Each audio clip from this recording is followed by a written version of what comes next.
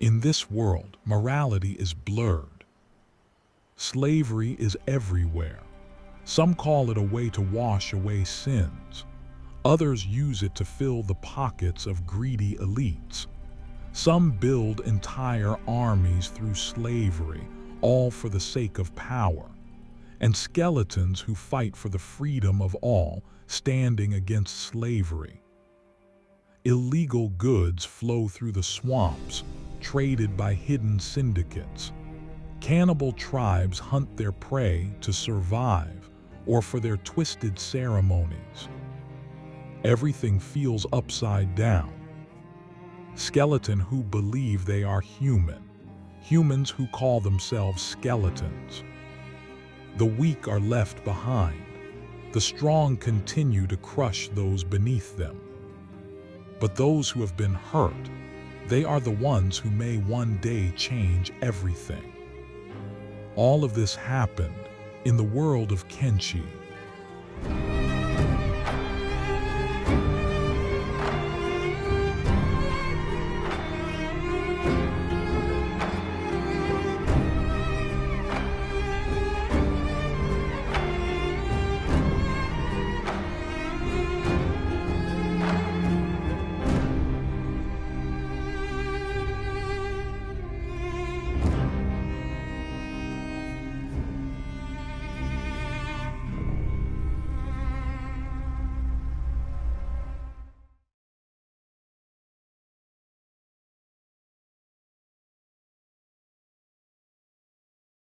Bonebone stood amid the ruins of Bast City.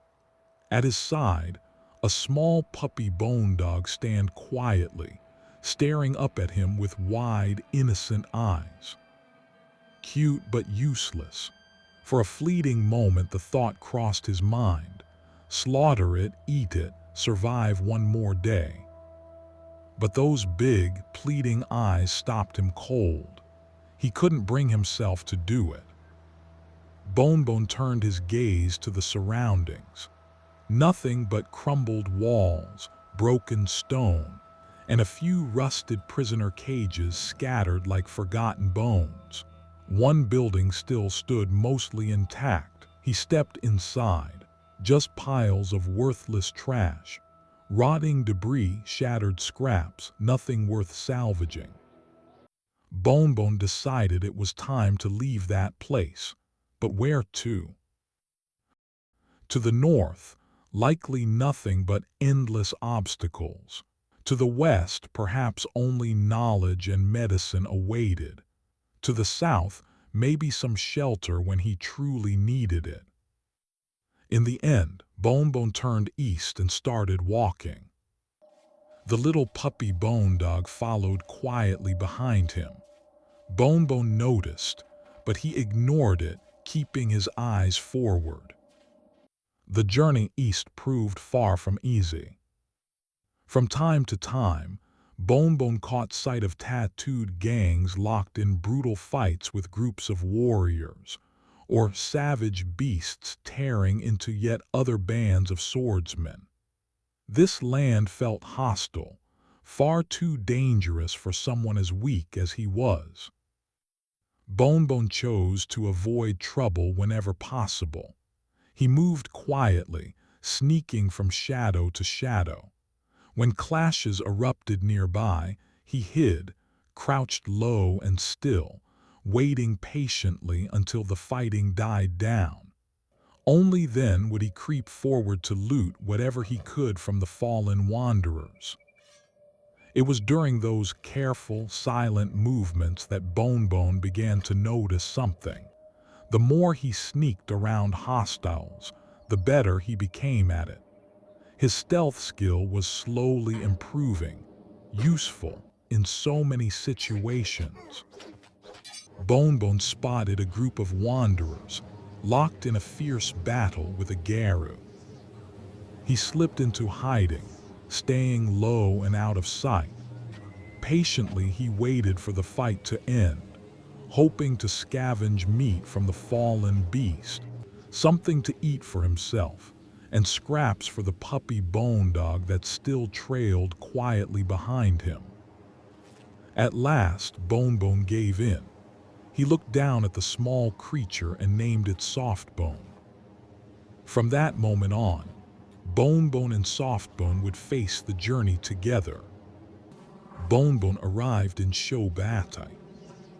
The city buzzed with life, crowded streets, voices overlapping, the constant hum of trade and movement. He wandered for a short while, taking in the sights and feel of the place. Soon he spotted an adventure shop. Gathering his courage, he stepped inside and tried selling the items he had looted along the way. The cats he earned weren't much, just a modest handful, but it was enough to buy a first aid kit, something he could keep for emergencies. He also noticed the shop sold backpacks.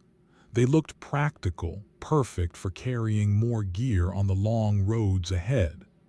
Bonebone decided to buy a medium backpack. He slung it over his shoulders. It settled comfortably, already promising to make a difference. Stepping back outside, he continued observing the city. What could he do here? What opportunities lay in wait? His eyes caught a group of people hauling someone along, dragging them toward a grim building. He followed quietly and soon learned its name, the slave market, a place where people bought and sold slaves.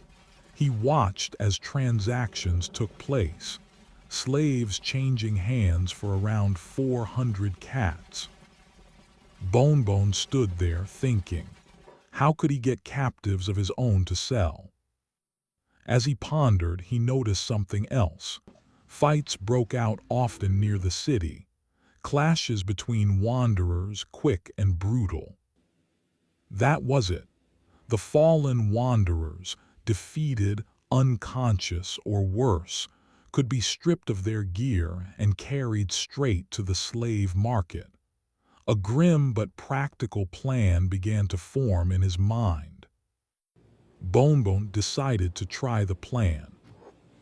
At the city gates, he told Softbone to sit and stay. He left a small portion of food beside the puppy, then stepped out through the gates alone. Not far ahead, he encountered a group from the United Heroes League. They immediately started hurling insults at him, mocking his appearance. Bonebone ignored them completely.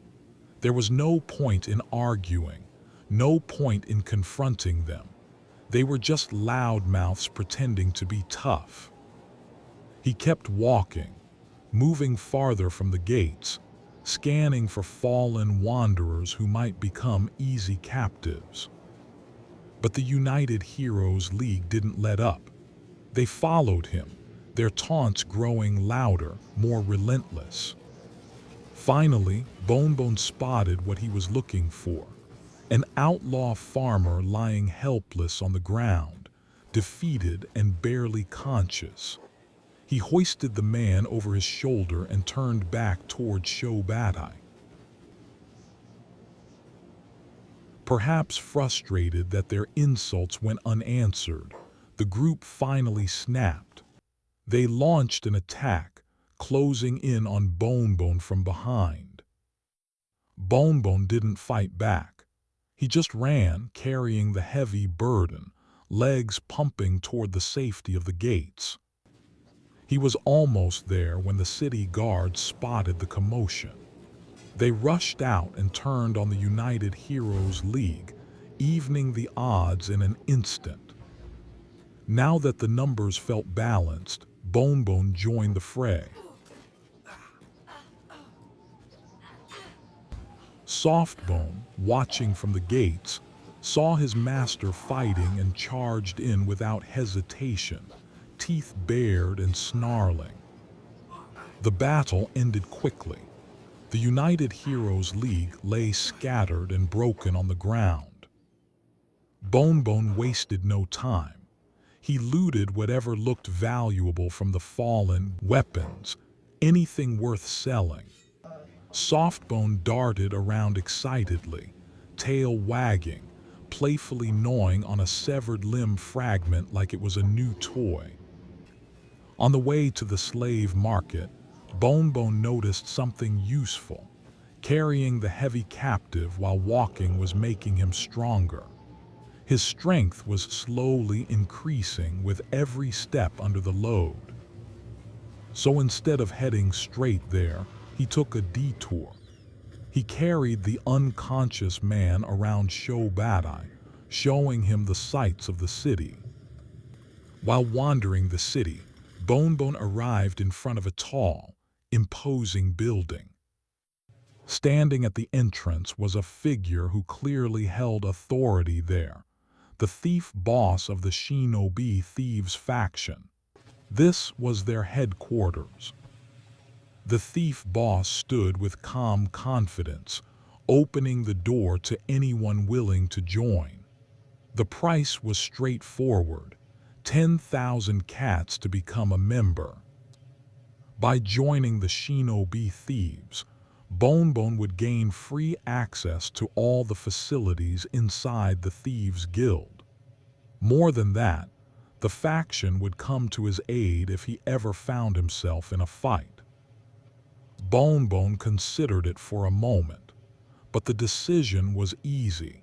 He didn't have nearly enough cats, and he wasn't ready to commit.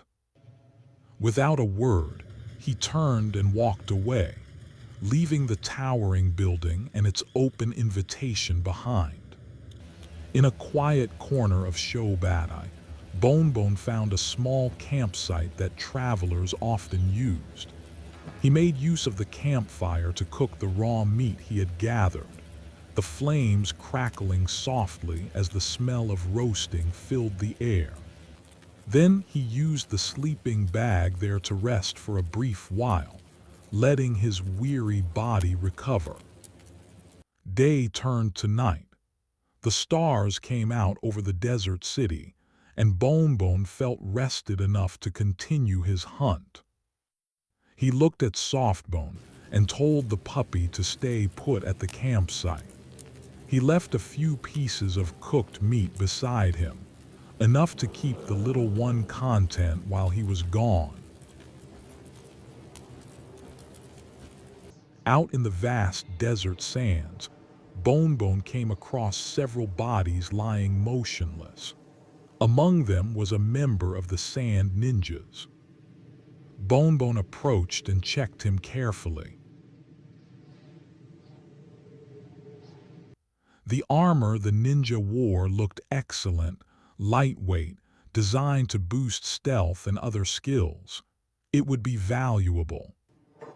When Bonebone tried to take it, though, the Sand Ninja, still weak and barely conscious, fought back. A desperate struggle ensued, tugging, pulling, each claiming what they believed was rightfully theirs.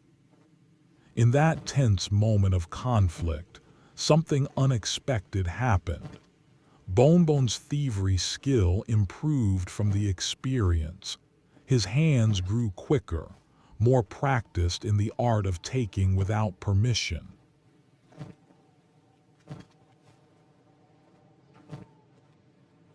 In the end, he succeeded. He stripped the Sand Ninja of everything valuable, armor, weapons, whatever he carried, and hoisted the unconscious body over his shoulder. Without delay, Bonebone turned back toward Shobadai, carrying his new captive through the night sands. Not long after, Bonebone encountered a large group moving through the streets. At their head walked someone who clearly carried great importance, dressed in fine robes, flanked by guards, exuding an air of unchallenged authority. The leader suddenly shouted insults, his voice sharp and cutting, aimed at someone in the distance, or perhaps at no one in particular. Bonebone paused for a moment, watching the procession pass by. Was that insult directed at him? The thought lingered only briefly. He didn't dwell on it. There was no point in standing there wondering. Bonebone turned and continued walking, heading straight back toward the slave market, the unconscious captive still slung over his shoulder. Bonebone spotted a garu lying dead on the ground. It was one of those big pack animals that traders often used to carry their goods. He gathered his courage and approached it. He started looting the body. There was a lot of stuff there, supplies, gear, and other items left behind. Bonebone began taking what he could. The garu actually belonged to a Western hive trader. What Bonebone was doing was clearly a crime in their eyes, but the traders seemed busy fighting against United Cities forces nearby, so no one noticed or came after him right away. Once he felt he had taken enough, Bonebone quickly left the area. He went to the nearest shop and sold the items. The cats he got were quite good, a nice amount for his efforts. Bonebone ran into the same important group again. They were walking through the streets, looking as proud and superior as ever.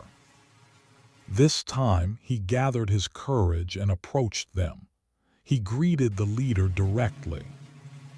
The man was Lord Nagata, a noble who ruled Shobatai.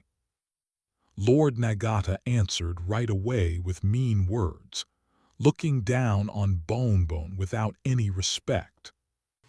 Bonebone got angry and shot back, his words sharp and full of pride, matching the noble's attitude. He didn't expect what came next. Lord Nagata got furious. In seconds, he and his guards attacked Bonebone. The fight was quick and one-sided. Bonebone fell fast and they dragged him away. He was charged with assault. The punishment, 30 hours in prison. Locked in a dark cell, Bonebone knew this wasn't safe. He knew how things worked here. Slave traders often took prisoners and turned them into slaves. There must be some dirty deal between the United Cities police and the traders. Bonebone was a slave hunter, not a slave. He refused to become one.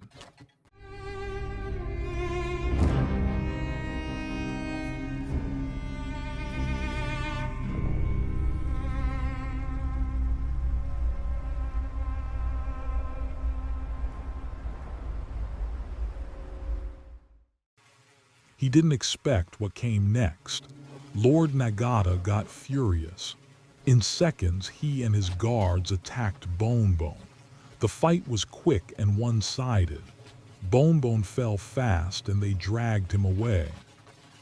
He was charged with assault. The punishment, 30 hours in prison. Locked in a dark cell, Bonebone knew this wasn't safe. He knew how things worked here. Slave traders often took prisoners and turned them into slaves. There must be some dirty deal between the United Cities police and the traders. Bonebone was a slave hunter, not a slave. He refused to become one. He started working on the lock, slowly, patiently. He failed many times, but he kept trying. Each try made his lockpicking skill a little better, his fingers a little surer. Finally, the lock clicked open. To stay hidden, he put on the sand ninja armor he had looted earlier, the light suit that helped with stealth. He stepped out of the cell. But after just a few steps, pain shot through his legs. His injuries from the fight were bad. His movement slowed and stealth became harder. The only way out was down the stairs and through the main door. Too dangerous. One mistake and the guards would catch him. So Bonebone chose to play it safe. He slipped out to the balcony and hid there in the shadows, waiting until his sentence was almost over. When the time was nearly up, he quietly went back into the cell, waited for the guards to come and let him out, like nothing had happened.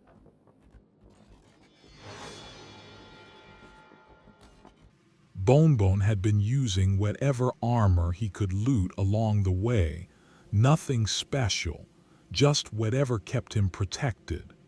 He wanted something better, stronger. In Shobatai, though, he looked everywhere and found no shop selling armor.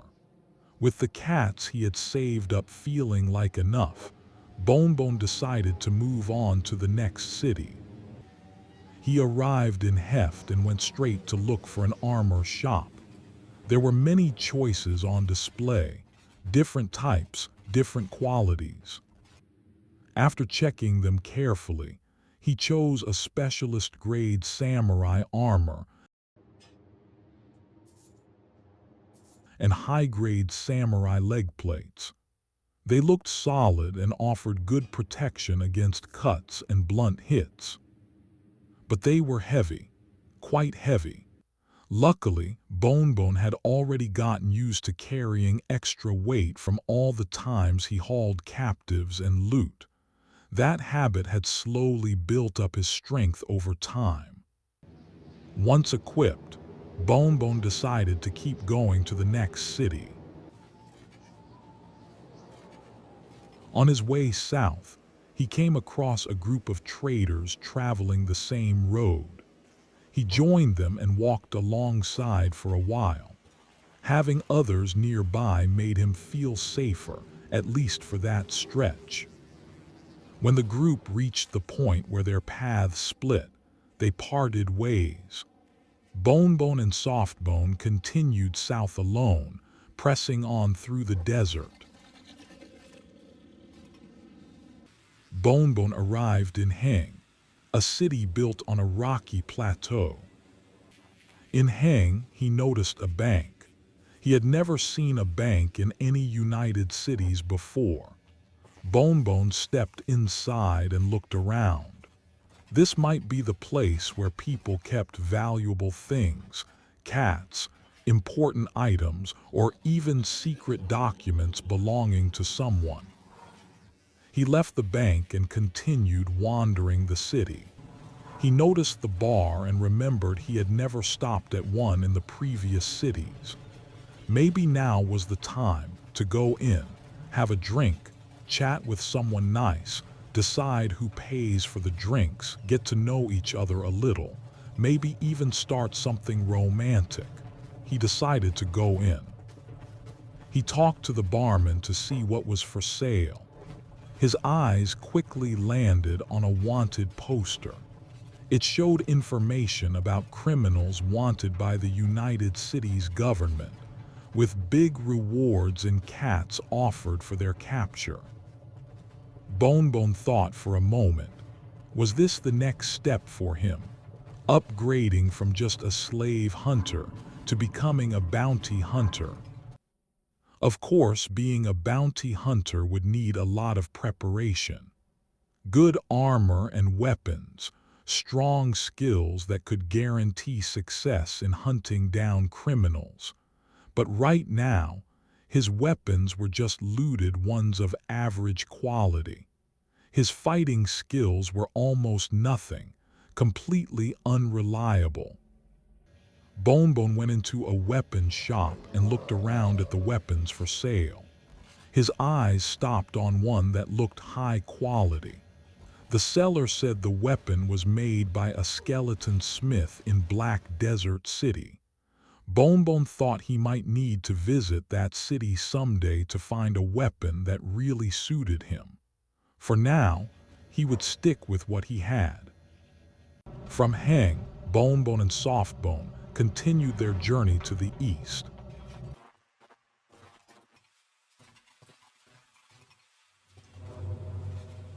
Howler Maze was a stretch of land right next to the sea.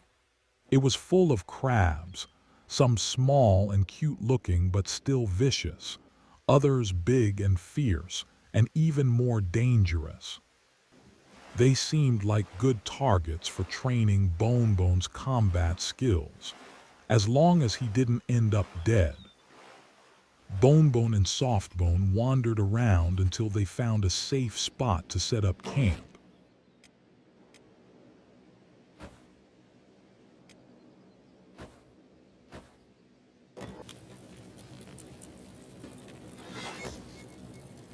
Not far away, a group of crabs was guarding their eggs. Bonebone told Softbone to stay at the camp and wait. Then, slowly, he approached the crabs. They turned aggressive right away and attacked him. Bonebone got knocked down again and again, but each time he got back up.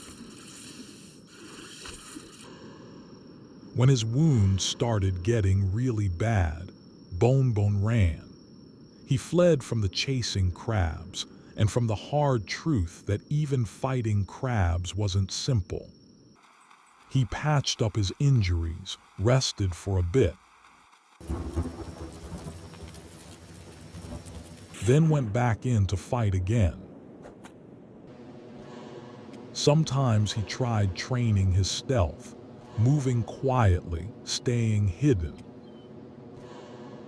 Other times he practiced fighting with bare hands.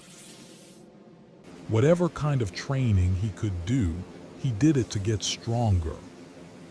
He didn't bring Softbone into the training yet. The puppy was still too small. This was the time for him to play and grow, not fight. Time passed.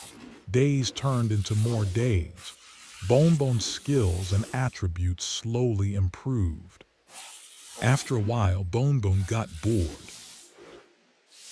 Bonebone rested for a moment on the beach, feeling the sea breeze and the stinging drops of acid rain on his skin. He looked across the water to the land on the other side.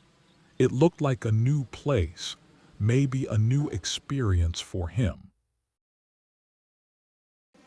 He packed up quickly, rolled his sleeping bag, and hurried toward it. Bonebone and Softbone swam across. Slowly but surely, they made it to the shore. It was already night by the time they reached the other side. Still careful in this new area, Bonebone and Softbone walked quietly and watched their steps. Bonebone avoided a group of beak things that could attack at any moment. He spotted their nest with eggs inside. But for now, he ignored it and kept his focus on finding a safer spot. In the distance, he saw a group of traders. Without thinking twice, Bonebone walked over and joined them. He walked alongside the group until, finally, they reached a village. Bonebone rested for a while in the village. He joined the chaos happening there, stripped some grass pirates of their clothes, and sold the outfits. He also bought a few maps. Not long after, Bonebone and Softbone continued their journey southward.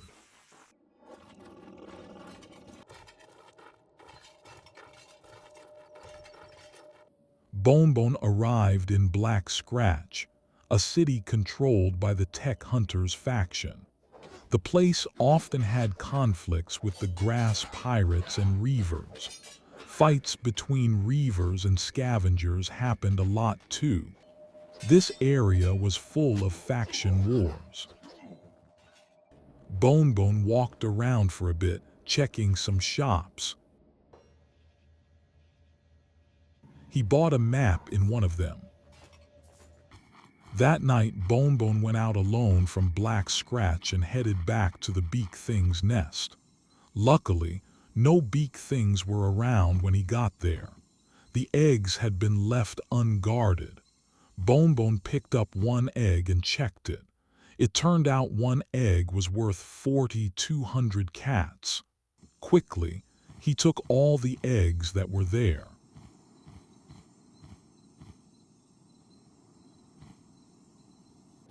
He saw a small house for sale, priced at 4,000 cats.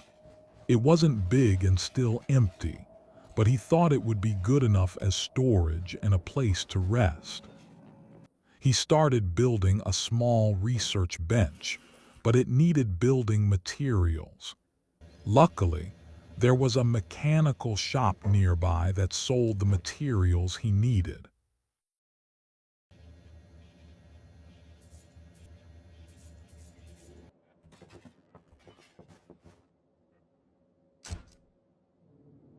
The small research bench was finished.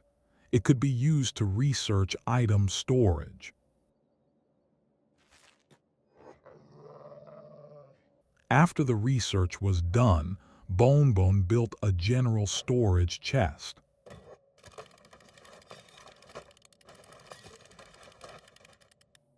Once it was ready, he stored his things inside and only kept what he really needed on him. He planned to continue survey the area around. He left a little food for Softbone by the door, then walked out of Black Scratch. Not long after, Bonebone found another beak thing's nest. Not far from there, a group of river raptors was visible. The beak things attacked the river raptors right away. Bonebone didn't waste time. He went straight to the nest and took all the eggs. He also picked up a fragment axe that was lying there. Bonebone tried sparring with a grass pirate using the fragment axe. The weapon felt very heavy. It was hard for him to swing it properly. It really needed high strength to use effectively. He needed serious strength training. There was one skill Bonebone hadn't trained yet: assassination. He decided to start practicing it. While waiting for the right moment, he mined iron near the city gate. When a fight broke out between tech hunters and grass pirates near the gate, Bonebone saw one person healing themselves. That was his chance to train assassination. There was also a slave reaver who had just woken up from being knocked out. He became another target for Bonebone's practice.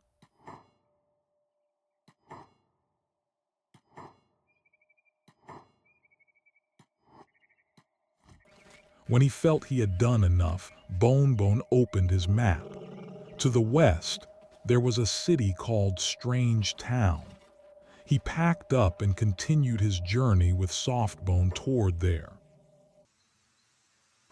Bonebone spotted a city in the distance, standing high on a cliff. It was Brink, a city still under United Cities control. He decided to stop by for a short visit. As he tried to enter, Bonebone passed through a gate check by the guards there. They let him in without much trouble. He stopped at the bar for a quick moment and collected some wanted posters. Then he went into a clothing shop. Inside, he found a lot of pants for sale. All this time, when wearing his ninja rags, Bonebone had gone without pants underneath. It felt cold down there. He decided to pair the ninja rags with samurai clothprints. Like other United Cities, Brink was led by a noble. The noble walked proudly through the streets, surrounded by his guards. Bonebone tried to ignore him and kept walking, but the noble stepped in front of him and blocked his path. Remembering what happened in Shobadai, Bonebone didn't want trouble again. He quickly bowed to show respect. Right away, the noble lost interest and walked off with his guards. On his way to Strange Town, Bonebone looked down from the top of the cliff and saw several buildings below. They looked abandoned, and no one was in sight. Bonebone tried lockpicking one of the buildings. Once the lock opened, he went inside and checked around. It turned out this was a place for producing hashish, a product considered illegal in many places. Of course, if something was illegal, its selling price would be high. Bonebone decided to try his luck. He looted as much as he could until his backpack was full. In one of the other buildings, security spiders were guarding it. The situation got tense, and they attacked. Bonebone and Softbone weren't strong enough to handle the spiders yet. They got knocked out.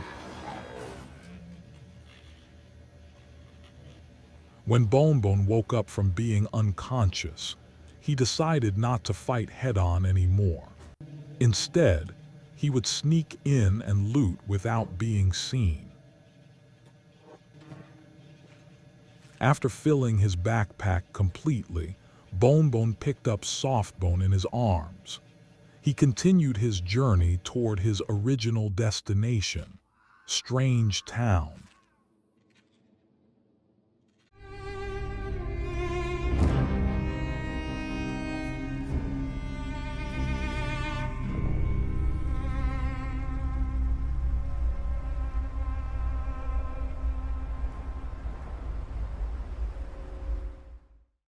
It turned out this city called Strange Town was actually named Flats Lagoon.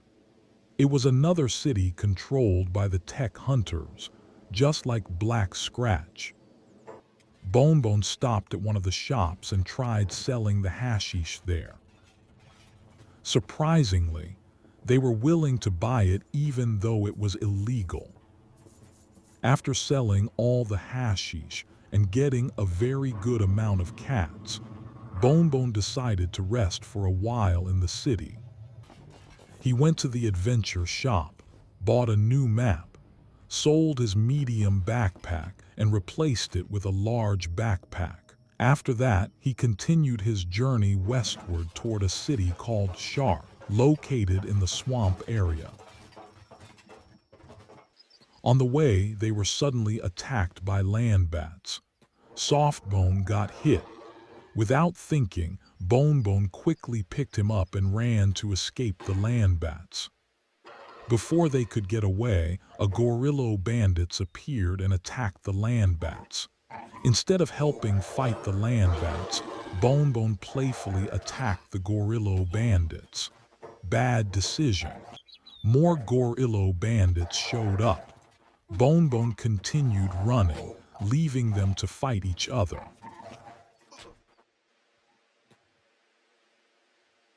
Another group came. With no other choice, Bonebone and Softbone had to fight.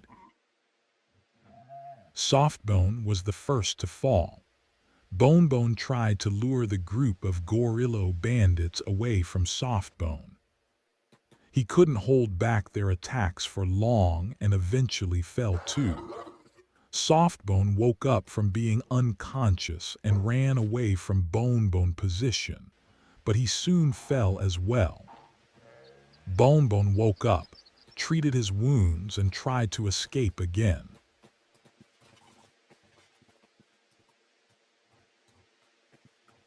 Softbone almost got butchered by one of the bandits.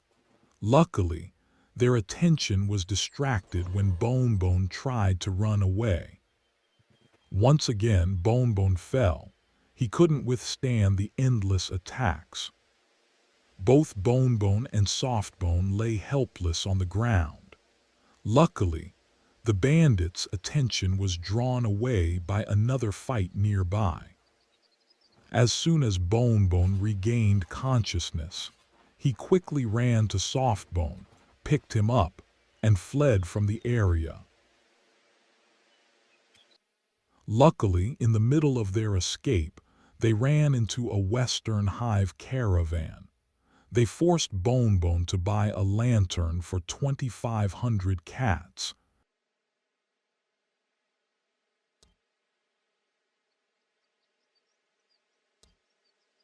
In his desperate situation, he had no choice but to buy it. He then joined the caravan and traveled with them. Along the way, the group was attacked by an iron spider. Bonebone helped attack it from time to time. He couldn't imagine having to fight that thing alone. Even the small spiders from the secret drug farm had already beaten them before. At one point, they saw some bandits crawling on the ground. Bonebone told Softbone to attack them. It was good practice for Softbone to get used to fighting and improve his skills. The trader caravan seemed to be heading north. Bonebone stayed with them. No matter where they went, it would still be a new experience for him. Suddenly, they were attacked by a large group of starving bandits. A big fight broke out.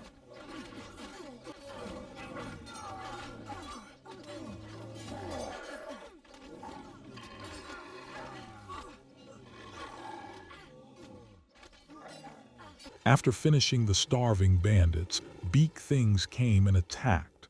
Softbone got hit and fell. The Western Hive caravan immediately turned and fought back. This caravan was clearly not an ordinary group. They could handle wave after wave of attacks.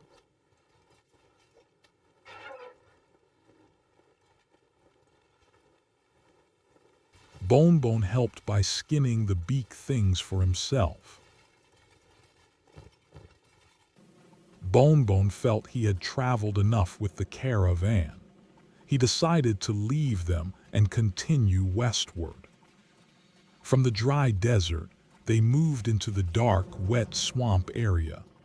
Bonebone and Softbone walked quickly, staying alert the whole time. Suddenly, a group of masked swamp ninjas attacked them. Bonebone fought them head-on while Softbone kept running. He took hit after hit from the elephant-faced ninjas. When he was getting overwhelmed, Bonebone dropped all his bags and fought seriously.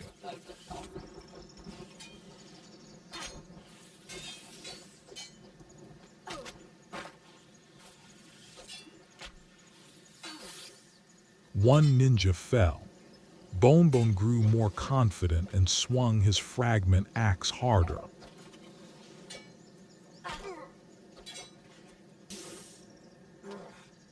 While Bonebone was treating his wounds, he suddenly saw a group of red creatures in the distance. They looked like blood spiders, and they were attacking the other group of ninjas. Bonebone quickly grabbed his backpack and ran after Softbone. In the distance, he heard Softbone get attacked and fall unconscious. Bonebone hurried toward him. Luckily, Softbone woke up just as the bandits were about to butcher him and ran straight to his master. When Bonebone finally reached him, he quickly treated Softbone's wounds, picked him up, and continued running. This swamp area was still too dangerous for the two of them. They decided to head toward Squin instead of continuing to Shark. Carrying the still unconscious Softbone in his arms, Bonebone finally arrived at Squin. It turned out this city belonged to the Shek Kingdom. A guard stopped him at the entrance, checked his gear, and made sure he wasn't carrying any smuggled goods. Bonebone went into the bar, planning to sell some hides. But as soon as he entered, a Shek warrior threatened him, warning him not to cause any trouble in the city. The Shek were a race that loved fighting and wouldn't hesitate to teach anyone a lesson.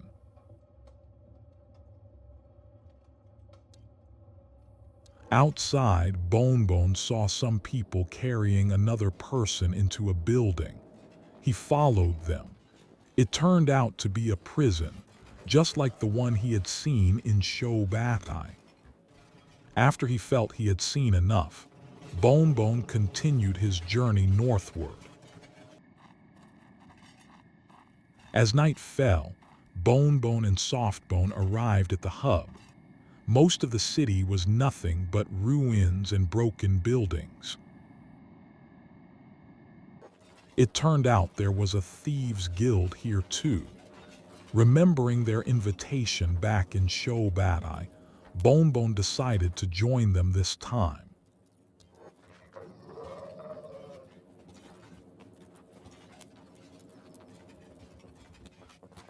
The Thieves' Guild was in the middle of a fight with slave traders. Bonebone chose not to get involved. He didn't want to make his life more complicated by picking sides. He opened his map. There was Stack City to the north. He decided to continue his journey there. Bonebone could already see Stack City ahead. As he reached the gate, the guards there immediately shouted at him, saying someone like him was not welcome. Before Bonebone could say anything, they attacked. Bonebone tried to run away. He told Softbone to run and save himself. He stayed behind to fight, buying time for Softbone to escape. Wave after wave of attacks came at him, but there were too many guards. In the end, Bonebone fell.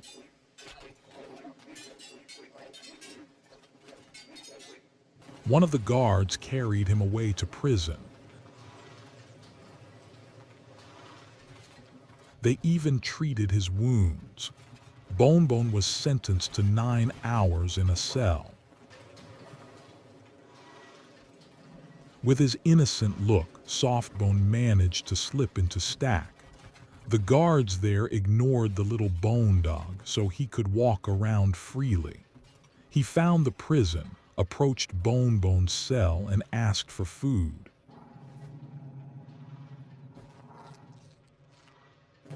After being fed, Softbone ran off happily. When his 9 hours were up, Bonebone was finally released. He tried to enter the bar, but before he could even speak, the barman shouted at him to get out. This city clearly did not welcome him. Bonebone decided to leave Stack, but he hadn't gone far from the gate when the guards attacked him again. He fought back. He knew he would lose, but this was a chance to train his fighting skills.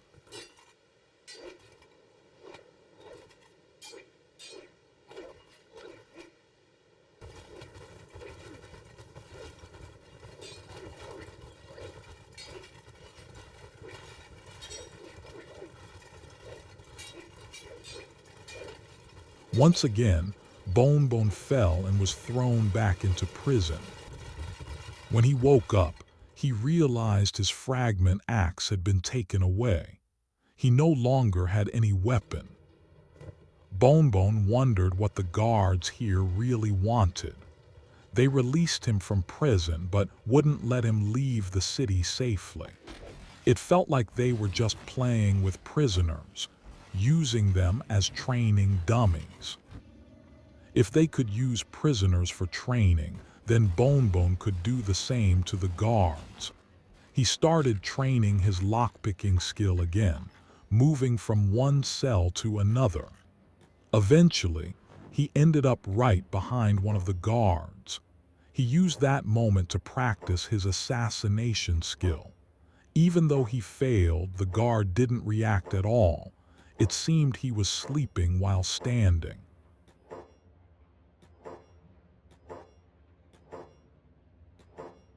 Sometimes Bonebone deliberately ran in front of the guards to start a fight. His dodge skill improved, but he never got a chance to land any attacks, so his martial arts and dexterity skills were hard to raise. Then one night, Bonebone decided it was time to escape. He had trained enough with the guards of Stack. He put on his ninja clothes, dropped his heavy bag, and started picking the lock. As soon as the cell opened, he ran. The guards saw him escaping and sounded the alarm, calling for backup. Bonebone didn't care anymore. He refused to play their game. He kept running, following Softbone's scent through the night. With a full stomach, Softbone left Stack, leaving his master locked up in prison. On his way, he ran into a group of bandits. They chased him as he ran through the dark night. Softbone kept running without stopping. He eventually reached a bar that served as a rebel base, located north of the hub. The guards there immediately attacked the bandits. Softbone joined in and attacked them too. He went inside the bar and saw the barman doing Pilates. Not long after, the bandits burst into the bar and attacked wildly. A fierce fight broke out. Softbone bit and scratched at the bandits with everything he had. After the bandits were defeated, Softbone continued his journey. He kept running north with the bandits still following him. They crossed through thick fog and the pitch-black night. Finally, he arrived at a city called Mongrel. Just before dawn, Softbone tried to leave the city. He saw a group of Blue Hive and approached them, wanting to play. Instead of a warm welcome, he received heavy blows from their clubs, hitting him over and over. Softbone panicked and tried to run back to Mongrel, but a club struck him hard on the head and he fell unconscious. When he woke up, Softbone realized the harsh truth. Not everyone found him cute and lovable. Filled with anger, he attacked the Fogmen who had beaten him. He fought back for what they had done to him. Softbone fell, got up again, attacked once more and fell again. This cycle repeated, making him stronger with every hit he took and every strike he delivered. He ignored the blood flowing from his head.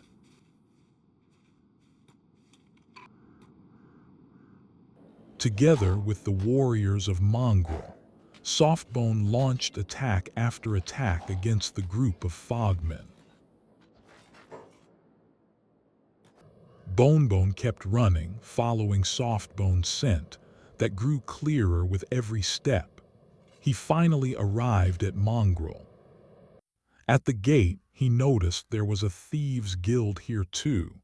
He quickly went inside. A shinobi guard greeted him and gave him some advice on how to survive in this cruel world. Bonebone went upstairs and rested for a while. From a distance, Softbone spotted Bonebone and ran toward him excitedly. Just as Bonebone closed his eyes, he heard footsteps approaching. He woke up to see Softbone running around him in circles, full of joy. The two of them began walking through Mongrel, seeing what the city had to offer. Along the way, they met a tall, skinny hive. "Beep," was all he said. Bonebone tried to ignore him and continued exploring until they reached the weapon shop.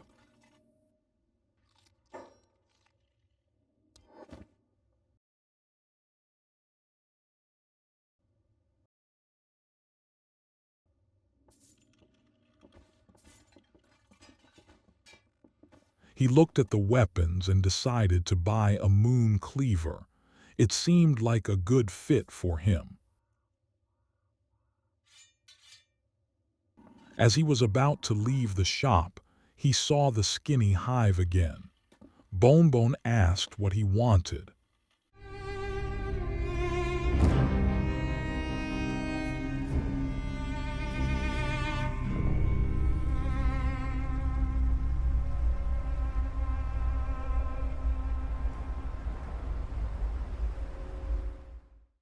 As he was about to leave the shop, he saw the skinny hive again.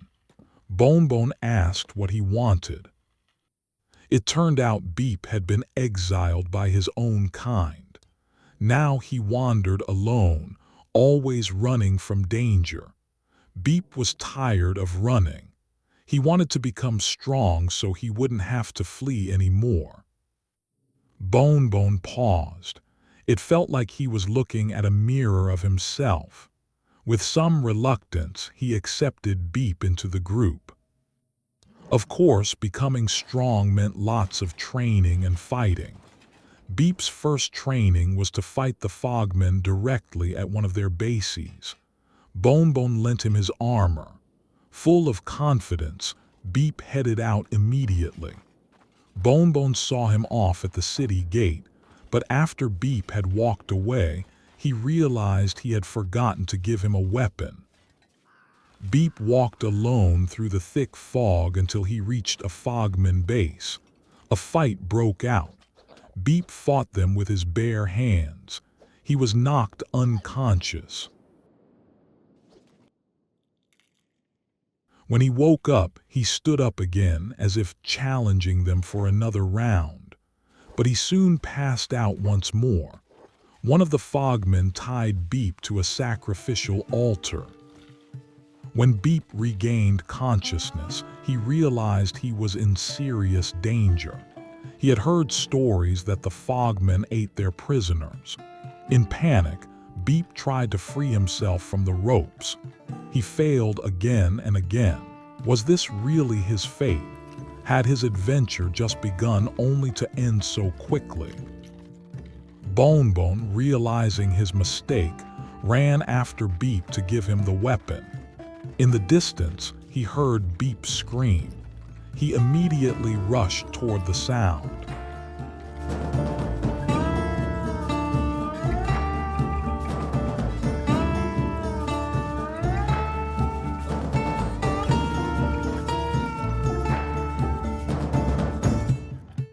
Bonebone reached Beep just in time. He blocked the Fogmen's attacks and fought back. Quickly, he picked up Beep and fled from the area.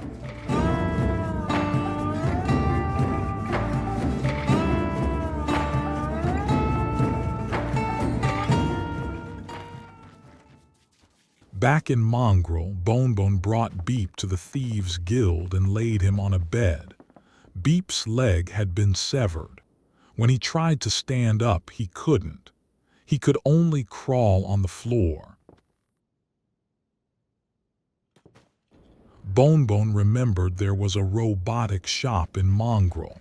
He went there immediately, bought a cyber right leg, and attached it to Beep. Beep was able to stand again. Bonebone asked Beep whether he still wanted to become strong or if he wanted to give up. Beep stayed silent and lay back down on the bed. Softbone returned to the Fogman base again and again. He kept training to improve his fighting skills. He was starting to hold his own against the Fogmen. Even when surrounded, Softbone could still fight back and even managed to take down 2 of them. Although he passed out several times, he always got back up and continued fighting. Until finally, Bonebone came to pick him up. While carrying Softbone, Bonebone fought back whenever needed. He had become much stronger. Back in Mongrel, Bonebone laid Softbone on the bed and treated his wounds. In Mongrel, there was a barracks with a prison on the 2nd floor. Bonebone used it to train his lockpicking skill. He knew that outside, he would encounter many high-level locked chests, doors, and cabinets. As the day approached noon, Bonebone grew tired of lockpicking. He stopped by the Thieves' Guild to check on Beep. When he arrived, he found the bed empty. A feeling of worry rose in his chest. He quickly ran outside and followed Beep's scent, which led toward the city gate. He saw Beep being carried away by a fogman. Bonebone immediately attacked. With one powerful swing, the fogman fell. Bonebone began treating Beep's wounds, but more fogmen soon arrived. Beep tried to fight despite his injuries, but he quickly fell and was picked up again. Bonebone didn't hesitate. He fought fiercely and defeated the entire group. He picked up Beep and hurried back to safety. Beep still wasn't ready to fight on the front line. Maybe he was better suited for the back line, giving support to Bonebone and Softbone. Back at the Thieves' Guild, Bonebone laid Beep down on the bed once more. Bonebone then stopped at the ranger shop and bought a high-quality toothpick, a crossbow suitable for beginners. He continued to the Thieves' Guild and bought 2 thieves' backpacks. These were perfect backpacks that didn't reduce the user's skills. One for himself and one for Beep. He gave Beep the backpack and the crossbow along with its ammunition. He told Beep that from now on, he should fight from the back line, attacking from a distance. From that moment on, Beep became known as Ranger Beepbone. They trained on their own. Beepbone trained his strength so he could carry heavy loads better. Bonebone focused on training his lockpicking skill. Softbone didn't want to be left behind and continued fighting the fogmen to sharpen his combat abilities. After feeling they had trained enough, they decided to continue their journey. They left Mongrel and headed north. In the middle of their travel, they realized they were dangerously close to a fogman base. The horrifying screams of someone being eaten echoed through the fog. Not wanting to take any risks, they moved carefully, trying to sneak past. But at one point they were spotted. Immediately, they turned and ran for their lives. The fogmen kept coming. Bonebone and Softbone chose to stand and fight, buying time for Beepbone to escape.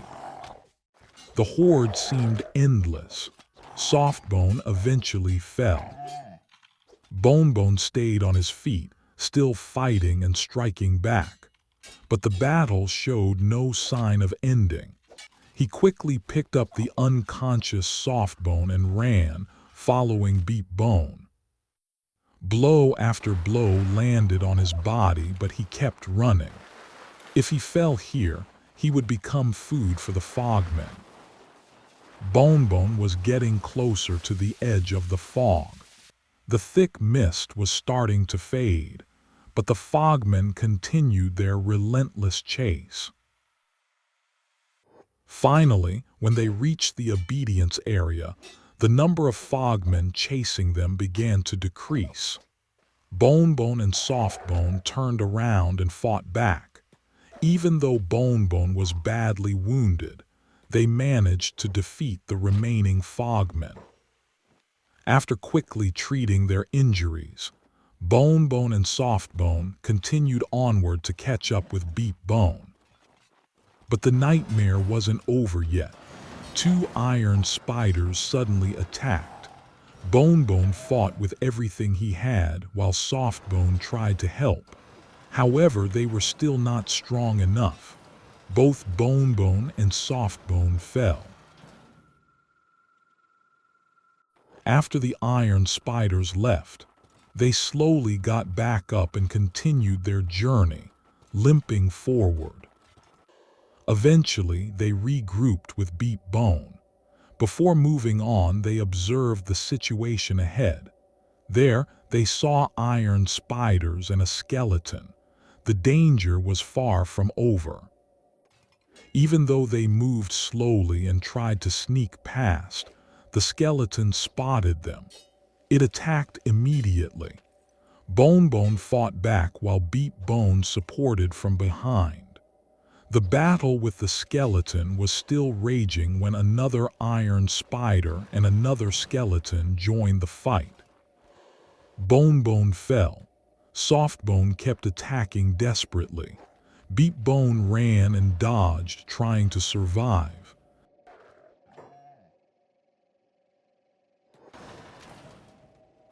As expected, all three of them eventually passed out. When Bonebone woke up, he immediately removed all the equipment that reduced his stealth. Crawling quietly, he approached Beepbone and Softbone to treat their wounds. Once it felt safe enough, Beepbone and Bonebone stood up. But Beepbone was spotted by an iron spider and was attacked. Beepbone quickly ran, luring the spiders away from Bonebone and Softbone. Seeing the moment was clear, Bonebone picked up Softbone and moved north. The iron spiders chasing Beepbone had fallen far behind. It was finally safe to regroup with Bonebone. They managed to escape obedience and continued moving until they entered Floodland. In the distance, Beepbone suddenly saw a skeleton and ran straight toward it. Bonebone didn't have time to stop him. Beepbone greeted the skeleton and started following him. With no choice, Bonebone and Softbone followed as well. Beepbone seemed fascinated by this skeleton. The skeleton spotted an iron spider and attacked it without hesitation. Beepbone followed and tried to help, but the injury on his arm prevented him from using his crossbow. He could only fight with his bare hands. The iron spider was defeated. Beepbone was amazed. This skeleton was incredibly strong. Without saying much, the skeleton turned and walked away. Bonebone urged Beepbone to continue their journey. Not long after, they were attacked by another iron spider. Beepbone fell quickly and Bonebone had to carry him. In the distance, Bonebone saw a tower and ran toward it, hoping for shelter. A skeleton guarding the tower began attacking the iron spider that was chasing them. This gave Bonebone the chance to get inside, but the guarding skeleton wasn't strong enough. It was quickly overpowered by the iron spider. Softbone was still lagging behind, his injured leg making him limp badly. Suddenly, an iron spider attacked him. Softbone tried to fight back, but he fell instantly. Worried about Softbone, Bonebone rushed back out. He found Softbone lying alone on the ground, quickly picked him up, and ran back into the tower. There, he treated Softbone's wounds. They decided to rest and take shelter inside the tower for a while. When it was time to continue their journey, Bonebone approached the skeleton guard to thank him. The skeleton's name was Burn, a wanderer who had finally retired and settled down in Floodland. Burn shared a few stories of his old adventures, from the eastern ashlands all the way to the southern swamp. Bonebone thanked him once more, and they continued their journey toward World's End.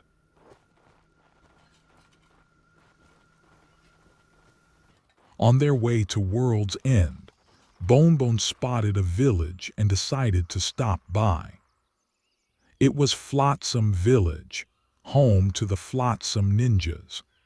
Bonebone entered the headquarters and was greeted by Maul, the leader of the Flotsam Ninjas. It turned out they had a bad relationship with the Holy Nation. They decided to rest for a short while in the village before continuing their journey to World's End. It was already night when they finally arrived at World's End. Beepbone stopped at the travel shop, sold some items, and bought a wooden backpack. The next morning, they went to the ranger shop and bought every bolt available there. Once their supplies were ready, instead of heading east into World's End, they decided to continue their journey westward. In the middle of their journey, they came across a scattered group of cannibals engaged in battle. One cannibal had become separated from the rest. This was a perfect chance for them to practice their combat formation. Bonebone and Softbone quickly moved in to attack from the front, while Beepbone fired his crossbow from behind. The cannibal fell, but without warning, another cannibal suddenly charged at Beepbone. Beepbone dodged and quickly moved behind Bonebone for protection. Bonebone stepped forward and met the attack head-on. In an instant, the second cannibal was defeated. They were starting to get used to fighting with this strategy. After the fight, they continued their journey. In the distance, they saw a building. Bonebone asked one of the people there about it. It turned out this was a cannibal outpost, a frontline defense built to stop the cannibals from advancing toward Flotsam Village. But the attacks didn't only come from cannibals. Beak things were also assaulting the outpost. Suddenly, a fierce battle broke out. Bonebone, Softbone, and Beepbone joined the fight.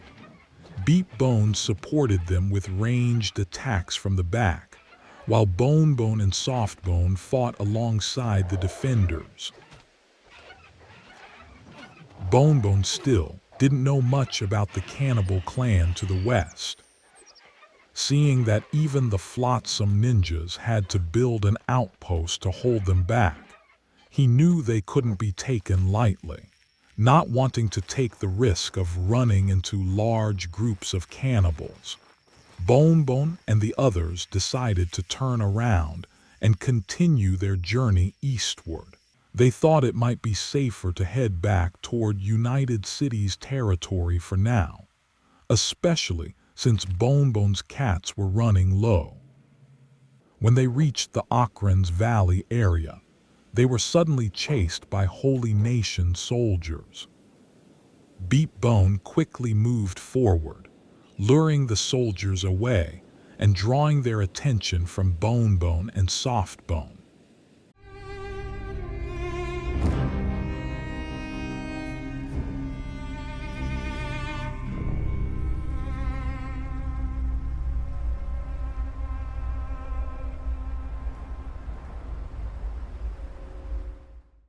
When they reached the Ocran's Valley area, they were suddenly chased by Holy Nation soldiers. Beepbone quickly moved forward, luring the soldiers away and drawing their attention from Bonebone and Softbone. A Holy Nation soldier was still chasing them. Bonebone and Softbone quickly turned and fought back. They managed to defeat him. In the distance, Beepbone was moving closer to regroup. They immediately ran westward toward Stoat. The Holy Nation soldiers shifted their pursuit toward Bonebone and Softbone. Bonebone's backpack was heavy with loot. He quickly dumped the items, removed his armor, and stuffed it into the backpack to lighten his load. Now lighter, he could run much faster. They kept running, dodging the attacks from the Holy Nation soldiers. From afar, Beepbone spotted a pack of sleeping wolves. An idea suddenly came to him. He quickly lured the Holy Nation soldiers toward the wolf pack. Softbone followed right behind him. The moment the Holy Nation soldiers got close, the wolves woke up and attacked them. In the chaos, Beepbone and Softbone seized the opportunity and escaped. The danger still wasn't over. Beepbone saw a group of cannibals ahead. He moved slowly and carefully, hoping they wouldn't notice him. But then he saw Holy Nation soldiers in front of them. Luckily, the cannibals spotted the soldiers first and immediately attacked them. Beepbone and Softbone took the chance and ran away as fast as they could. Finally, Beepbone regrouped with Bonebone. They continued their journey together. In the middle of the dry Great Desert, they were chased by a group of bandits. These opponents were relatively weak. Bonebone launched an attack, and they easily defeated the bandits.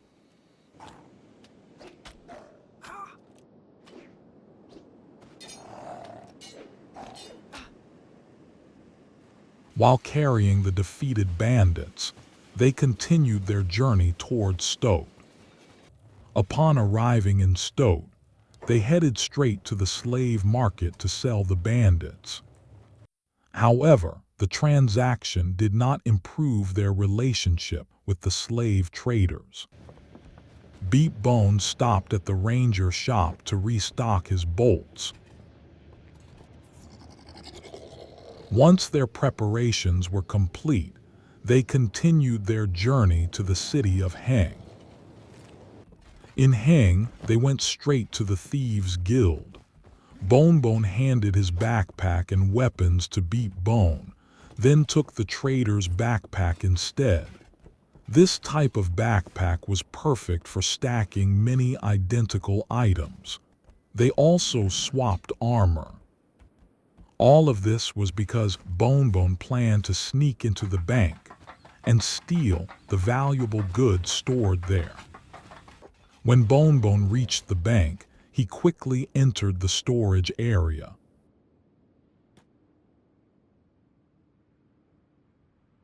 The locked chests were easy for him to open. Valuable items quickly moved into his backpack.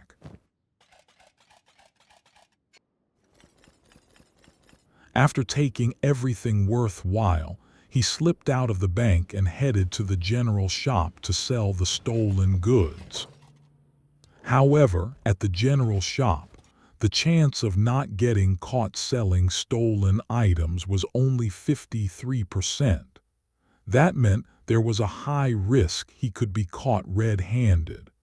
Bonebone changed his mind and left the shop to look for somewhere else.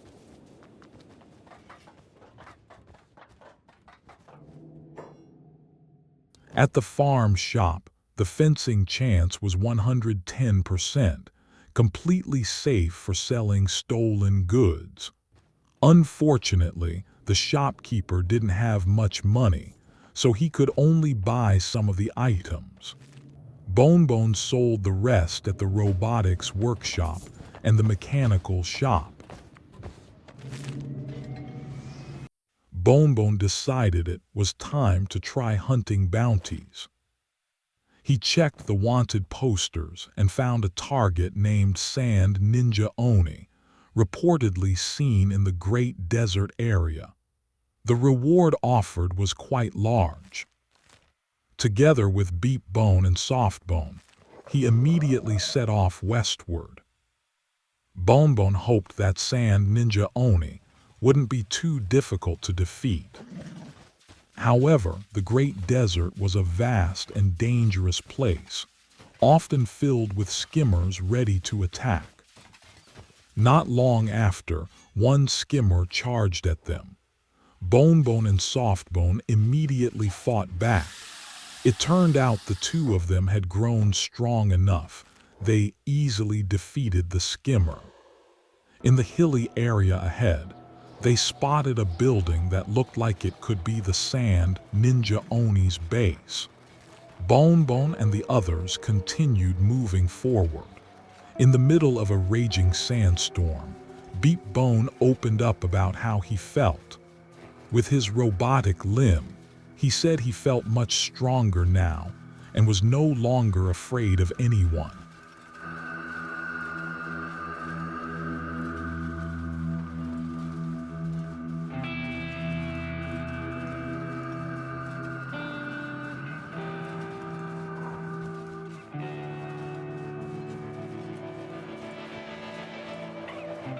When they finally reached the Sand Ninja Oni's base, called Cactus Den, a fierce battle was already underway between the Sand Ninjas and a pack of skimmers. Among them, one ninja was fighting multiple skimmers at once. It was Sand Ninja Oni himself. Bonebone watched from a distance. Not long after Sand Ninja Oni fell, the skimmers left him behind. This was Bonebone's chance. He quickly approached, picked up the unconscious Sand Ninja Oni, and ran toward Heft, with Beepbone and Softbone following close behind. Some of Sand Ninja Oni's subordinates approached. Bonebone braced himself for a fight, but to his surprise, they only wanted to treat their master's wounds. Bonebone also helped heal the ninjas' injuries. Since they were still deep in Sand Ninja territory, he didn't want to act recklessly. Once the subordinates finished treating Sand Ninja Oni, they began healing their own wounds. At that moment, Bonebone suddenly ran, leaving them behind. Realizing what had happened, the subordinates immediately gave chase and attacked Bonebone's group. Bonebone dodged their strikes and kept running. One by one, the subordinates eventually gave up and let their master be taken by Bonebone. They finally arrived in Heft and immediately headed to Tengu's palace. Bonebone wanted to present the bounty he had captured to Emperor Tengu as a sign of respect to the supreme leader of the United Cities. Beepbone and Softbone waited downstairs, while Bonebone went up to meet Emperor Tengu. What happened next was completely unexpected. Emperor Tengu didn't care about the bounty Bonebone brought. Instead, he gave Bonebone a new task, with one of the rewards being status. This was exactly what Bonebone wanted. He thought he could become one of the respected and feared nobles in the United Cities. He listened carefully to Emperor Tengu's explanation. Emperor Tengu handed Bonebone a small sack. Bonebone opened it and found only a few pieces of leftover green fruit inside. He looked confused. Suddenly, Emperor Tengu burst into loud laughter. The guards around him also shouted mocking words at Bonebone. It turned out the task Emperor Tengu gave him was nothing but a joke. Bonebone had become the laughing stock for everyone in the palace. With his blood boiling and filled with rage, Bonebone went back downstairs and sat with Beepbone. He stayed silent, trying hard to hold back the anger burning inside him. The United Cities was truly a barbaric nation. The political elite only cared about themselves. They didn't respect the people who were actually the foundation of their power. People were only used for their own personal gain. Bonebone began to think of a plan to teach the United Cities a lesson, and if necessary, even to destroy it. He swapped armor with Beepbone and gave him a warning. Even though Beepbone would stay in the back line and attack with his crossbow, There would be times when enemies could get close. Beepbone needed to be ready to fight in close combat. Beepbone headed to Howler Maze to train against the cute but deadly crabs. Softbone went to the Great Desert to train as well. Bonebone, still carrying the unconscious Sand Ninja Oni, went straight to the police station. There, he met the police chief and handed over Sand Ninja Oni. Using his smooth talk, Bonebone managed to deceive the police chief a little and quickly improved his relationship with the United Cities faction.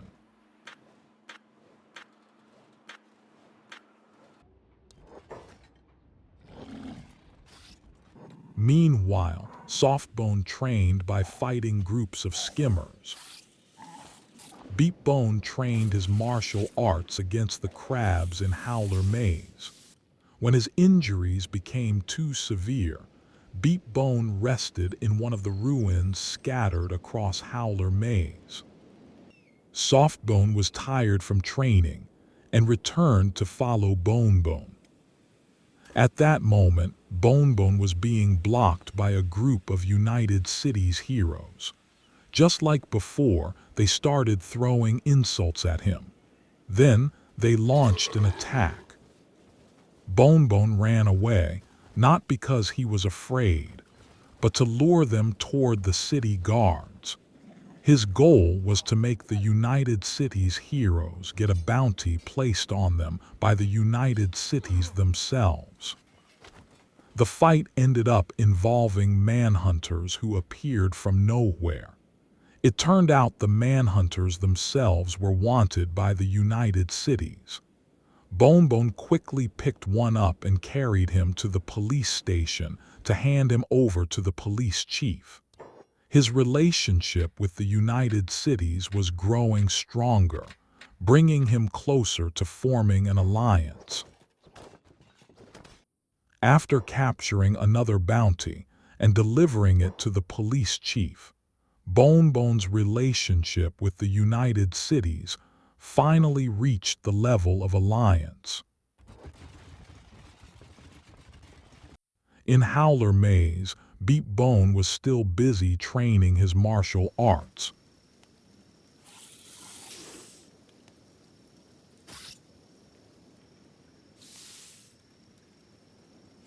He fell again and again, but each time he got back up.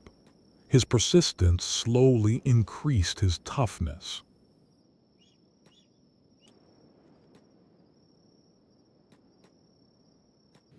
In Shobadai, Bonebone saw many newly captured slaves lying motionless in front of the city gate. He quickly picked them up and carried them to a spot far away from the slave hunters and slave traders. There, he broke the shackles that bound them and stored the shackles in his backpack. Each shackle weighed 20 kilograms, which helped Bonebone train his strength. At the same time in Howler Maze, while Beepbone was resting, he was suddenly attacked by a giant crab. He lost his left arm in an instant. There was no chance to fight back or run away. Beepbone fell. Softbone also faced misfortune. He was surrounded and overpowered by a group of starving vagrants. They were about to butcher him. Without wasting any time, Bonebone rushed to save Softbone, hoping he wasn't too late. When he arrived, Bonebone quickly picked up Softbone while dodging the vagrants' attacks and kept running to safety. Bonebone only stopped running once they reached the city gate. He treated Softbone's wounds there. Once Softbone's condition improved, Bonebone went back to collecting prisoner shackles. After gathering enough, Bonebone and Softbone headed to Howler Maze to regroup with Beepbone. On the way, they were suddenly blocked by a group of outlaw farmers. They fought back. Softbone had grown much stronger and managed to defeat several of them. Meanwhile, Beepbone woke up from being unconscious. He treated his wounds and slowly walked toward the ruins. Unfortunately, a giant crab spotted him and immediately attacked. As expected, Beepbone passed out again. Bonebone and Softbone stopped by Heft first and bought a house there. Inside, he built a general storage chest. He stored the backpack full of shackles and left some pieces of dried meat for Softbone. After that, Bonebone went to the robotics shop to buy a skeleton left arm for Beepbone. Luckily, the shop had one with masterwork quality. Bonebone bought it immediately and headed straight to Howler Maze. Beepbone had already reached the ruins. He went into one of them and laid out his sleeping bag. Beepbone was resting for a while.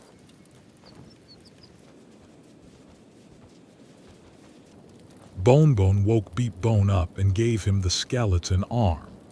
Beepbone quickly attached the new arm and continued resting. Bonebone borrowed Beepbone's armor and did some light training against the crabs nearby.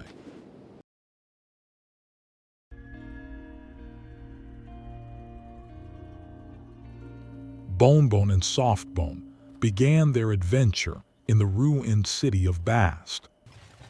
They started their career as slave traders, trained their stealth and toughness against the deceptively cute but deadly crabs, and fought against fogmen, bandits, and skimmers. They earned money by selling slaves, robbing the bank in Heft, and selling hashish, an illegal good in many regions. In Stack, a city controlled by the Holy Nation, a racist and fanatical faction, Bonebone was captured and thrown into prison. Instead of breaking, he used that time to train his assassination and dodge skills, and eventually managed to escape. In Mongrel, they met a hiver named Beep, who reluctantly joined the group. Beep was assigned to support from the back line with his crossbow, earning him the name Ranger Beepbone. One by one, Beepbone lost his limbs in brutal battles, but each time they were replaced with robotic parts that actually made him stronger. Then came the moment that changed everything. In Tengu's palace, Emperor Tengu turned Bonebone into the butt of his jokes, humiliating him in front of everyone. That single moment planted a deep anger and burning hatred inside Bonebone, a hatred that would eventually grow into a calculated plan to teach the United Cities a lesson.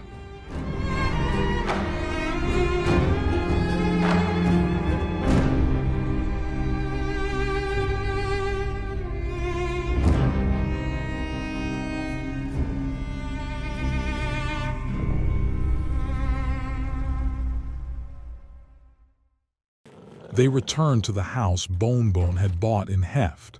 There, he built a research bench. Beepbone took the initiative to help. Once it was finished, Bonebone attempted to research Tech Level 2, but it required 6 books. In Heft, a UC construction trader sold books, so Bonebone bought several. He placed them into the research bench and began researching Small House and Tech Level 2. Beepbone wanted to help, but the research bench could only be used by one person at a time. Bonebone then entrusted Beepbone to handle the next research tasks. Once the research was complete, Beepbone immediately built Research Bench Level 2. It required 10 iron plates. He went to the UC construction trader, bought enough iron plates, and started building the new bench. With enthusiasm, he immediately began researching Tech Level 3.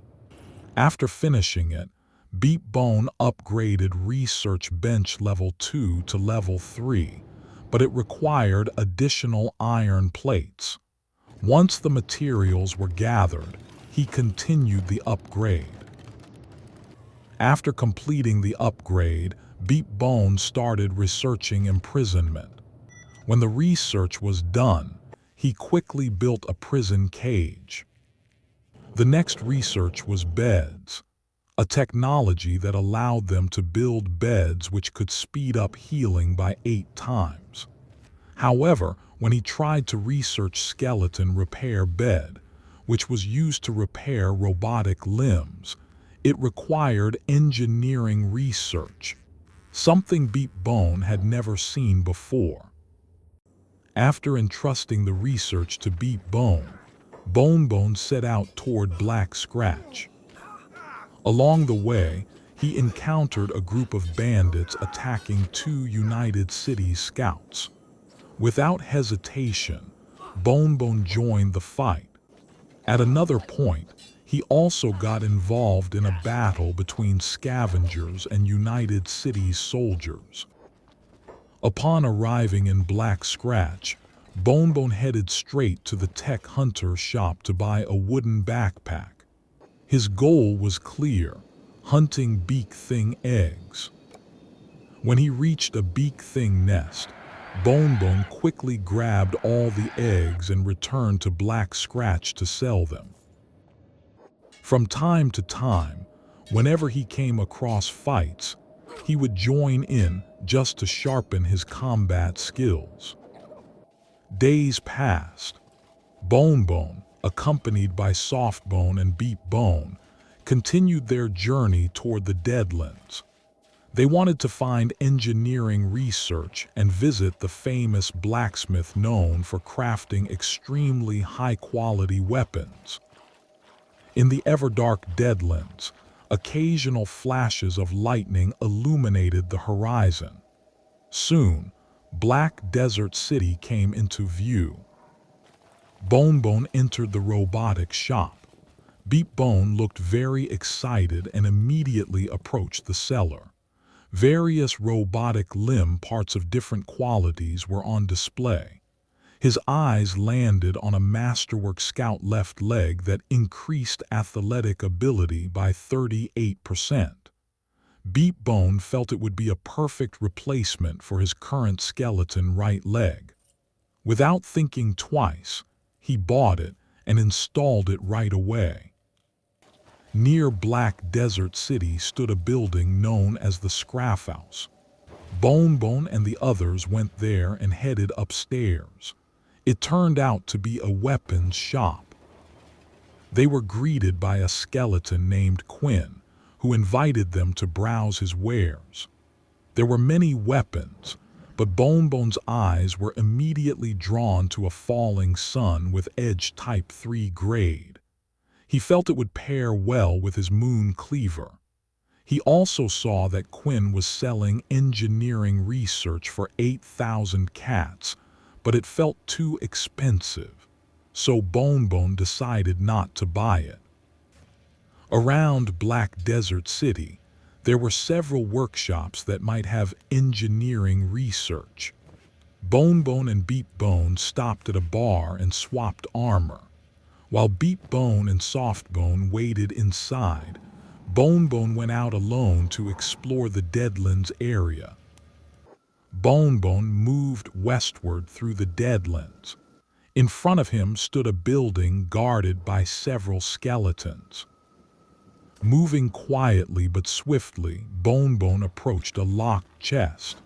With his high lockpicking skill, he managed to open it. Inside, he found specialist-grade samurai leg plates, a better quality than his current ones. Bonebone continued moving from one storage area to another. Eventually, he found an engineering research. In another chest, he also discovered a specialist-grade toothpick, perfect for Beepbone. After finding the second engineering research, Bonebone quickly left the area. Once he regrouped with the others at the bar, they decided to continue their journey westward toward a place called Skinner's Row. During their journey, they spotted two iron spiders and decided to use the chance to train their strategy once again while testing their strength. Beepbone lured them in with ranged attacks. As the iron spiders moved closer, Bonebone and Softbone met them head-on with heavy sword strikes and deadly claws. It was clear they had grown much stronger. The two iron spiders were defeated quickly. After that, they continued their journey once more. When they arrived in Skinner's Row, they split into two groups. Bonebone traveled alone, while Beepbone and Softbone moved together. This land was known for the many patrols of starving bandits. To them, it meant one thing: sparring partners to sharpen their combat skills. Before long, Bonebone encountered a large group of starving bandits. Their leader claimed he wanted no bloodshed. They only needed food. Bonebone refused to become a victim of their tricks. He attacked first, and the battle began. Elsewhere, Beepbone and Softbone faced the same situation, fighting another group of starving bandits. Softbone was truly brutal. Every strike was deadly. In the blink of an eye, the bandits who charged him were struck down instead. Once Bonebone felt he had trained enough, it was Beepbone's turn to face a large starving bandit mob. Slowly but surely, Beepbone's toughness continued to rise. He kept fighting until they finally felt satisfied. Perhaps it was enough for them, but not for the starving bandits. They came seeking revenge for their hungry brothers and kin, who had been slaughtered by Bonebone and his group. Bonebone had no choice but to fight again. One group was wiped out, only for an even larger mob to arrive after them. Blood poured freely, and tears from the dust-filled wind did nothing to slow them. The battle raged on until Bonebone's arm was injured so badly that he could no longer lift his weapon. Armed with only one functioning hand, Bonebone continued to fight. In the end, even the great mob was destroyed. Bonebone and Beepbone collapsed for a moment among the many helpless bodies of the starving bandits. The dry earth had turned wet with blood. Bonebone realized their blood was on his hands. This was what would happen one day when he unleashed his rage upon the United Cities for destroying his pride. There would be countless dead, people who only followed the orders of shameless elites who knew nothing. For some reason, Bonebone felt afraid, guilty.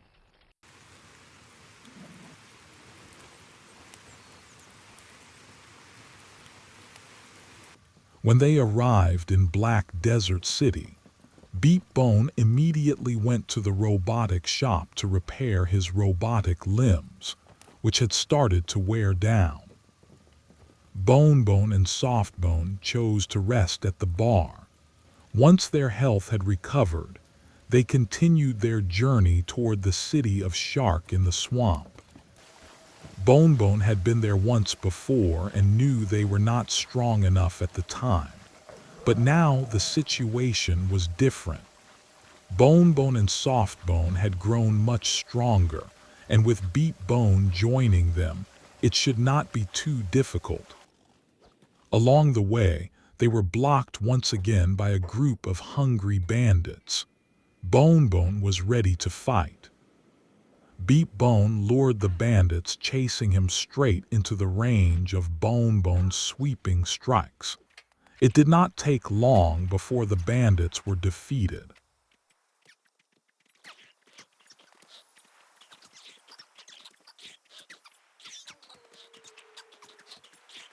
As they approached a village called Rot, they were attacked by a group of ninjas. Bonebone had fought them before and knew they were not difficult opponents. Some of the ninjas ran into the village and were immediately attacked by the guards there. After the fight was over, they visited one of the local shops. Beepbone spotted an iron hat that seemed perfect for him and bought it right away. Elsewhere, they found a fish vendor, but it was not only fish being sold there. The merchant was also selling hashish. Bonebone remembered that selling it in Flat Lagoon could bring a high profit. They continued on to another village and found more hashish for sale. It seemed the swamp was a major producer of hashish. Bonebone decided to visit every village and buy all the hashish he could find. During their journey, they encountered red sabers, spiders, and the band of bones. There were threats everywhere in this region. The last place they visited was the city of Shark. Bonebone bought every last bit of hashish until there was no space left in his backpack. There was nothing wrong with gathering as many cats as possible. When Bonebone entered a bar, someone approached and tried to intimidate him, claiming to be a member of the Stone Rat clan. Bonebone had no interest in causing trouble and responded calmly. While speaking with the barman, he learned that this relatively small swamp region was controlled by 5 different clans. Once their backpacks were full, they continued their journey toward Flat Lagoon. When they arrived in Flat Lagoon, they sold all the hashish they had bought in the swamp. Bonebone spoke briefly with the barman there and asked about Ashlands. He was told that the place was dangerous and considered a true challenge even for tech hunters. After every last bit of hashish had been sold, Beepbone suggested returning to Black Desert City. Bonebone agreed, and they set out once again. Along the way, they encountered a group of headless skeletons and a fight broke out. Oil was scattered everywhere. It was an easy battle. They became satisfied too quickly. When another group appeared, Softbone and Beepbone were both knocked down. Bonebone struggled desperately, but in the end he fought through the battle and cut down the entire group himself.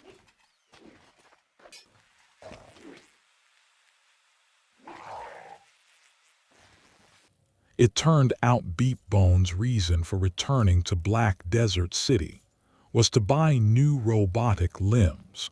He purchased a left scout leg, which increased athletics, a left steady arm that improved crossbows and dexterity, and a right thief's arm that also boosted dexterity, lockpicking, and thievery. Not all of them could be attached, since some of his natural limbs were still intact. Perhaps Beepbone had plans of his own. After that, they continued their journey toward Ochran's Pride. In Ochran's Pride, a river flowed through the valley. Bonebone and the others began swimming along its course, searching for what the old stories claimed still remained there. Ruins where armor of the finest quality had been left behind. It was a strange place. The ruins turned out to be a shop that still seemed to be operating. Inside, several headless skeletons could be seen, perhaps serving as guards. Then Armor King approached and welcomed Bonebone, inviting him to purchase the finest armor of his making. He spoke of how this place had once been a city called Kenshi, 937 years ago.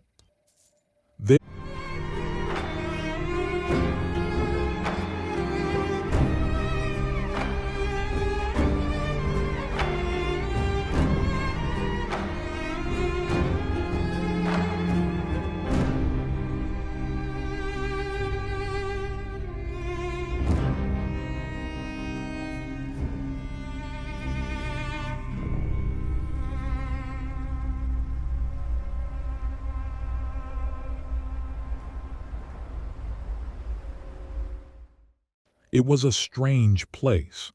The ruins turned out to be a shop that still seemed to be operating. Inside, several headless skeletons could be seen, perhaps serving as guards. Then Armor King approached and welcomed Bonebone, inviting him to purchase the finest armor of his making. He spoke of how this place had once been a city called Kenshi, 937 years ago. There they bought a masterwork-grade samurai clothpins, a masterwork leather hive vest, a specialist-grade assassin's rags, a specialist-grade iron hat, and a specialist-grade blackened chain hive shirt. After spending a large amount of cats, they quickly left the place. Their next destination was to return to Mongrel. Upon arriving in Mongrel, they headed straight to the Thieves' Guild. There, Beepbone explained his plan. He wanted to return to the Fogmen base and willingly offer himself at their sacrificial altar. When the Fogmen started eating his limbs and they eventually came off, he would quickly attach a new robotic limb and escape before anything worse happened. Bonebone was stunned, not because of Beepbone's risky plan, but because he realized he still hadn't shared his own thoughts with him. Until now, Bonebone had never told Beepbone about his plan regarding the United Cities. He didn't know whether Beepbone would agree or support it. When the time was right, Bonebone would tell him everything. From Mongrel, they continued their journey. Along the way, they fought against bandits, and Beepbone looted all the bolts he could find to replenish his supplies. They stopped at the hub for a short rest at the Thieves' Guild. To improve Beepbone's crossbow skill, they set out for Stobe's Gamble. After fighting through many battles along the way, they established a camp there. Bonebone and Softbone rested for a while Beepbone immediately went out to hunt leviathans, massive beasts with enormous health and attacks that could not be taken lightly. Not long after, Beepbone found a leviathan and began his assault. Back at the camp, Bonebone and Softbone were ambushed by a group of southern hive. Softbone was knocked down, while Bonebone still held his ground. At times, Bonebone even put away his weapon and fought bare-handed to improve his dodge, martial arts, and dexterity. They also clashed with skeleton bandits from time to time. The camp area was far from safe, but Bonebone and Softbone used every fight as a chance to sharpen their combat abilities. After battling for hours, Beepbone finally brought the leviathan down. Then he moved on to search for another one. Once they felt it was enough, Beepbone regrouped with the others, and they continued their journey to investigate a place high in the mountains. Bonebone needed a name for his clan. He decided to call it dbone. It turned out this secluded place on the mountain was called Spring. Bonebone saw the faction headquarters and entered it. He received a completely unexpected welcome. One of them suddenly shouted, accusing Bonebone of being affiliated with their enemies. Immediately, the others rushed toward him and launched an attack. Bonebone and the others quickly tried to escape. Unfortunately, Bonebone took a heavy blow and passed out. Beepbone and Softbone managed to run out of the area, but the anti-slavers chased after them. Not long after, a flurry of attacks left Beepbone helpless. Softbone panicked and started attacking them. It was clear their level was still far above Bonebone and his group. They were members of the anti-slaver faction, a group that opposed and fought against slavery. Perhaps Bonebone's reputation as a slave trader had already reached their ears, which explained their extremely hostile welcome. Beepbone woke up from being unconscious and quickly treated his own wounds. Then he told Softbone to wait, then ran back into Spring to rescue Bonebone. Bonebone, still inside Spring, was desperately fighting to survive. He was struck down again and again by the anti-slaver soldiers. Beepbone saw Bonebone lying helpless and tried to carry him, but he failed. Both of them lay powerless on the ground. After regaining consciousness, Beepbone quickly picked up Bonebone and ran from the place. Luckily, the anti-slaver soldiers seemed to understand Beepbone's intention and let them go. On their journey, they saw a group of people dressed entirely in black, accompanied by several giant crabs. dbone tried to ignore them and continued walking. However, the group suddenly chased after them and launched an attack. Perhaps the crabs Bonebone had fought before had somehow alerted these people, and now they were seeking revenge for their fallen companions. In the end, dbone had no choice but to fight. The battle was unavoidable. Outnumbered and overpowered, Bonebone and the others were defeated. The black-clad warriors simply left them lying there and walked away. dbone continued his journey to Creepy Outpost. This location served as a base for skeletons who believed they were human. They wore armor designed to resemble human skin. With caution, Bonebone entered one of the buildings. Inside, he found a figure seated on a throne, the leader of this place, a man named Savant, one of the criminals wanted by the United Cities. Slowly, Bonebone closed the door behind him and challenged Savant to a fight.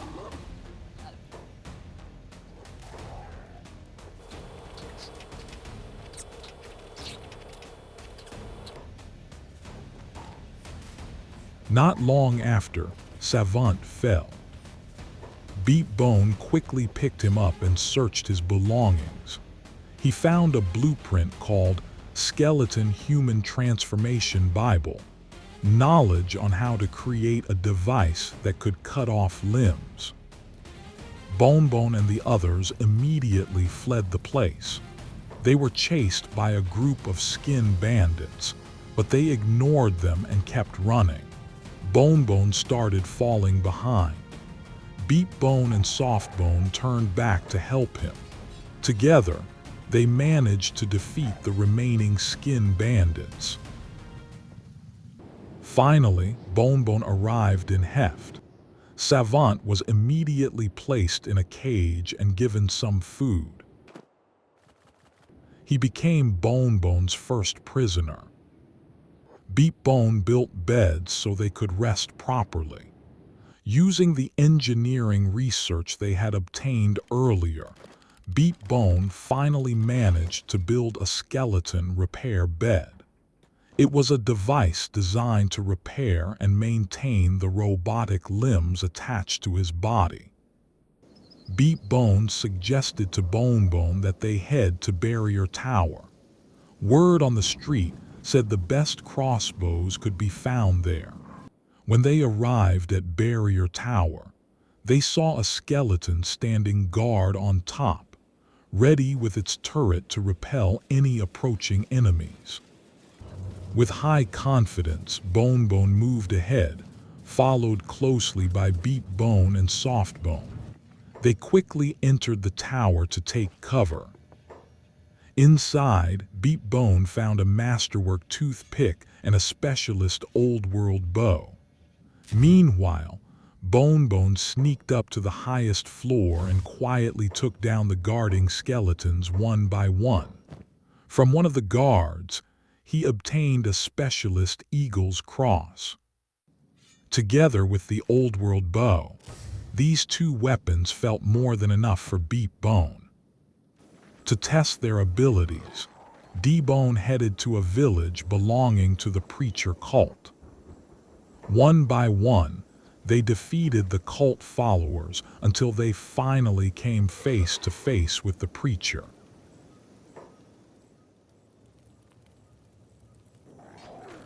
It didn't take long for dbone to defeat him. Bonebone seized the preacher's moon cleaver but left his body behind. Beepbone was surprised. There was a bounty on the preacher, yet Bonebone didn't seem to care at all. Their next target was Valaman, whose base was located in a building called Ark. Slowly but surely, dbone advanced. They broke through the outer defenses and managed to reach the second floor. Valaman's forces were numerous. Bonebone was quickly surrounded and attacked from all sides. Beepbone had no clear shot, while Softbone struggled to keep up. Not wanting to take unnecessary risks, they decided to retreat and exit the Ark. Outside, Beepbone could finally move freely and attack from a distance. Softbone lay helpless on the ground. Beepbone quickly picked him up and ran, with Bonebone covering their retreat from behind. Valaman's soldiers continued chasing them. With no other choice, they turned and fought back. Softbone had regained consciousness and was treated by Beepbone. He immediately rejoined the fight but was quickly overpowered. However, his sacrifice created an opening. Beepbone struck back fiercely and the enemy fell. One by one, Valaman's soldiers were defeated. Softbone got back up and continued attacking. Finally, the fierce battle came to an end. They found a safe spot and set up camp to recover. The next day, dbone tried attacking Ark again. To weaken the enemy, Bonebone freed the prisoners who had been forced to fight by the Reavers.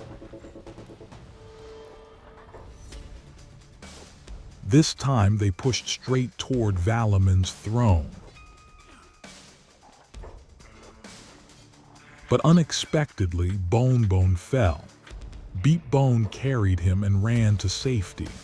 This assault had also failed.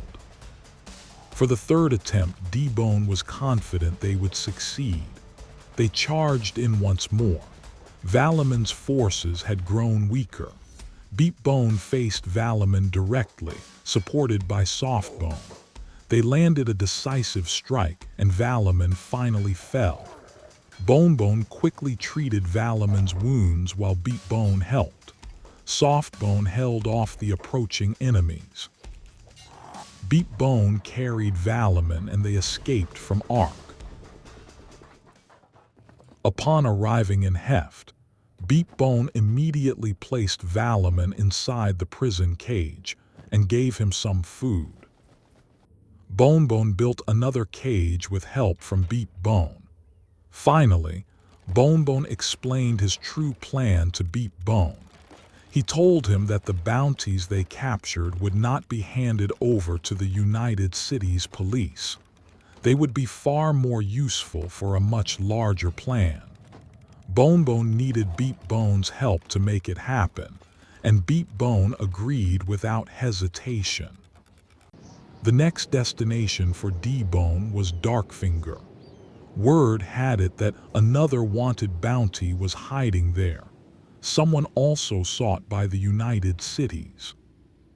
On their way to Darkfinger, dbone came across an outpost called the Bastion. It turned out this was a base for cannibal hunters. Only then did they realize that the area they were heading into was under the control of the cannibals. dbone continued their journey and arrived at a cannibal village located on the coastline. Bonebone's target was the meat lord. Beepbone took position on a hill and provided ranged support, while Bonebone and Softbone advanced from below. Without hesitation, they faced the cannibals head-on. Suddenly, a cannibal ambushed Beepbone on the hill. Using his martial arts, Beepbone fought back fiercely.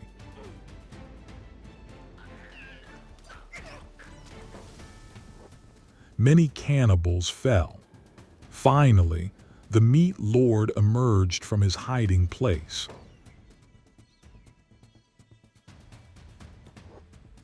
A decisive strike from Bonebone and Softbone quickly brought him down. While the meat lord was in critical condition, Beepbone immediately picked him up and carried him away from the battlefield.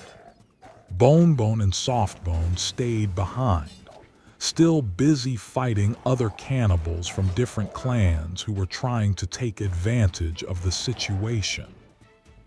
Unfortunately, Meat Lord could not be saved. As an alternative, dbone headed to Deadcat, where the ruins served as the base for the cannibal Grand Wizard. Using the same tactic, Beepbone positioned himself on higher ground and fired first. However, only one cannibal was lured out. dbone tried to find a better position, but without realizing it, a large group of cannibals had already appeared and attacked them. Beepbone quickly retreated to gain distance. A fierce battle broke out. The cannibals were defeated fairly easily. Bonebone and Softbone quickly advanced toward the main base. From the front gate, Beepbone aimed directly at the Grand Wizard. His first shot missed and hit another cannibal instead. The rest immediately charged forward. Bonebone and Softbone blocked their path. One by one, the cannibals fell. From a distance, Beepbone spotted the Grand Wizard again and continued shooting. Shot after shot landed until the Grand Wizard finally collapsed. Seeing this, Beepbone ran forward, picked him up, and immediately began treating his wounds as he was losing a lot of blood. Bonebone was still busy fighting the remaining cannibals. To end the battle faster, Beepbone helped by attacking from behind. Once everything was under control, dbone quickly left the area. dbone stopped briefly in World's End to buy ammunition. While there, he saw a masterwork old world bow for sale and immediately purchased it. dbone stopped briefly in World's End to buy ammunition. While there, he saw a masterwork old world bow for sale and immediately purchased it. Upon arriving in Heft, Beepbone placed the cannibal Grand Wizard into the prison cage. Now, dbone had 3 bounties held in captivity. After that, dbone continued their journey toward crumbling labs in the Stobbs Gamble area. Crumbling Labs was a ruined area surrounded by acid water. However, Bonebone wasn't interested in the lab itself. What he wanted was the ferocious creature guarding the place, King Gorillo. He planned to capture it. The beast was hiding in the water. From higher ground, Beepbone steadily fired his crossbow. Eventually, King Gorillo emerged. Bonebone and Softbone held the front line while Beepbone continued shooting from behind. King Gorillo's attacks were brutal. Softbone was forced to pull back, but Bonebone stayed in front, fighting head-on. dbone decided to play it smart and retreated. From a safe distance, Beepbone kept firing until King Gorillo was finally defeated. dbone carried the creature back to Shobatai. At the bar in Shobatai, Bonebone let King Gorillo rest to recover. Once the beast had regained its strength, Bonebone carried him to the noble house where Lord Nagata lived. He would never forget what Lord Nagata had done to him, the disrespect, the beating, and being thrown into prison when he was still weak and powerless. Tonight, Lord Nagata would experience the same fate. Bonebone sneaked into the noble's house. Lord Nagata was not home. He quickly went upstairs and hid. Late at night, when Lord Nagata and his guards returned and everyone had fallen asleep, Bonebone quietly went downstairs. He placed King Gorillo in the room and hid in the corner. Suddenly, King Gorillo went berserk and attacked anyone in sight, including Lord Nagata. Lord Nagata's guards proved quite skilled and managed to hold their ground for a long time. But in the end, they all fell. Bonebone stayed hidden and healed King Gorillo's wounds as the chaos continued until the next morning.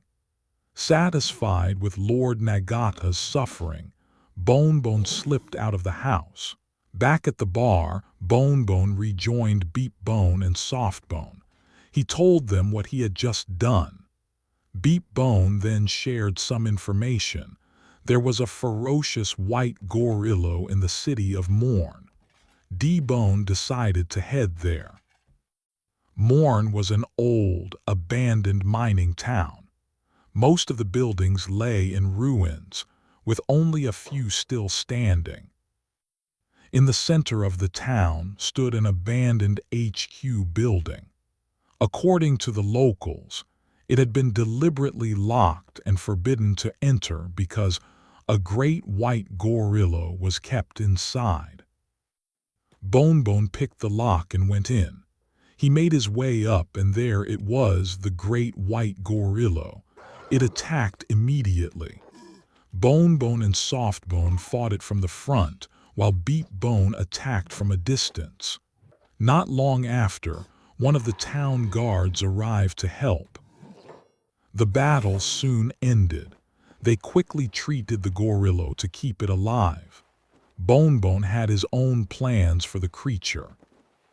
From the hub, dbone continued their journey northward to Blister Hill, the capital of the Holy Nation.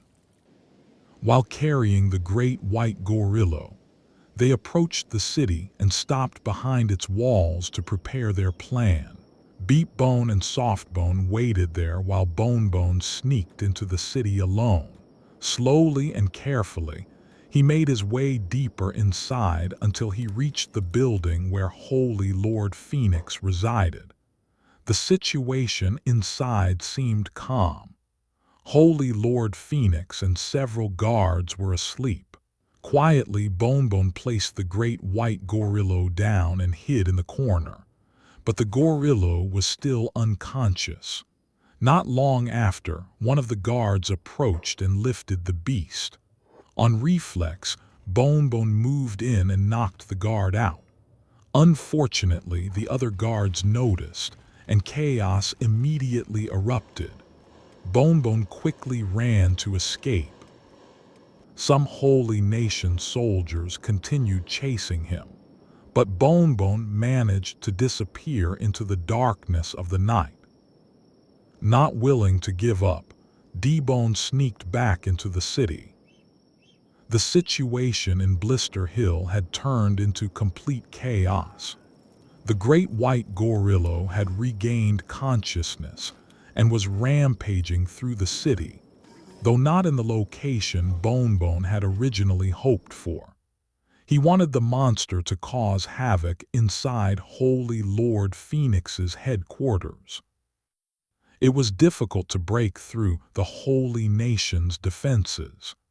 dbone tried to take advantage of the chaos, hoping the great white gorilla's rampage would weaken them.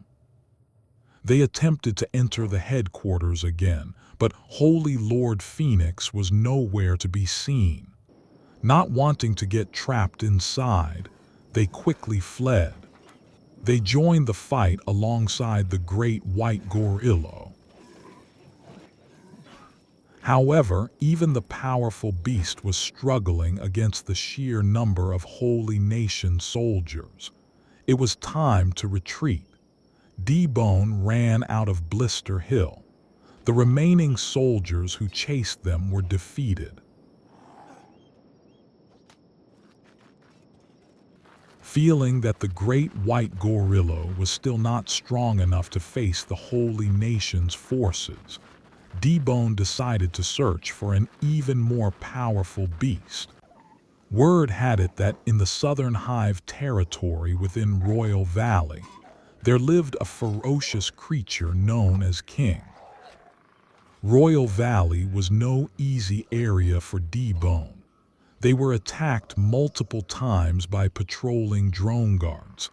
Battle after battle, they fought through exhaustion.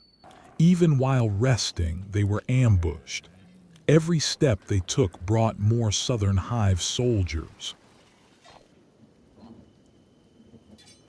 Finally, they reached the outskirts of the Southern Hive and tried to rest. The next morning, they began moving deeper into the territory. They were immediately attacked at the entrance. Softbone was quickly overpowered and knocked unconscious. Bonebone and the others tried to hold their ground, but the situation turned against them. Beepbone picked up Softbone and tried to escape, but they were chased down and eventually fell. Bonebone continued fighting desperately, but the enemy's attacks were too fast and overwhelming. In the end, Bonebone and Beepbone were captured and tied to sacrificial poles. When the area grew quiet, Bonebone freed himself and Beepbone. In the distance, they saw King wandering around. Still heavily injured, they slowly left the place and returned to their camp. However, their camp had already been discovered by Southern Hive forces, who launched an attack. dbone fought with everything they had. Beepbone tried going alone to hunt King, but along the way he ran into a large group of Southern Hive soldiers. Bonebone came to help, but the Southern Hive were too powerful. Once again, dbone was forced to flee for their lives. Beepbone occasionally tried to attack King, but the beast was extremely strong, and the endless waves of Southern Hive soldiers kept coming. In the end, dbone decided to abandon the hunt and return to Heft. In Heft, they rested for a while and discussed their next plan. Bonebone thought about returning to Shobadai to recapture King Gorilla. The monster might still be strong enough to fight the Holy Nation forces in Blister Hill. dbone decided to set out. Upon arriving in Shobadai, Bonebone hurried to the noble house. There, he didn't see King Gorilla, only Lord Nagata and his guards, still lying helpless on the ground. Bonebone went to the bar to gather information. He learned that King Gorillo had returned to Crumbling Labs, and a group of nobles' wrath had gone after it. dbone decided to follow them there. The nobles' wrath had already arrived at Crumbling Labs. They were the elite enforcers of the United Cities nobles. They launched an attack on King Gorillo as retaliation, because the United Cities nobles had previously been attacked by the beast. Bonebone's plan to play behind the scenes and create chaos within the United Cities was clearly working.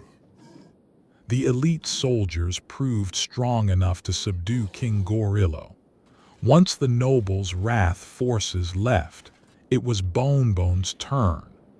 dbone quickly moved in and captured King Gorillo.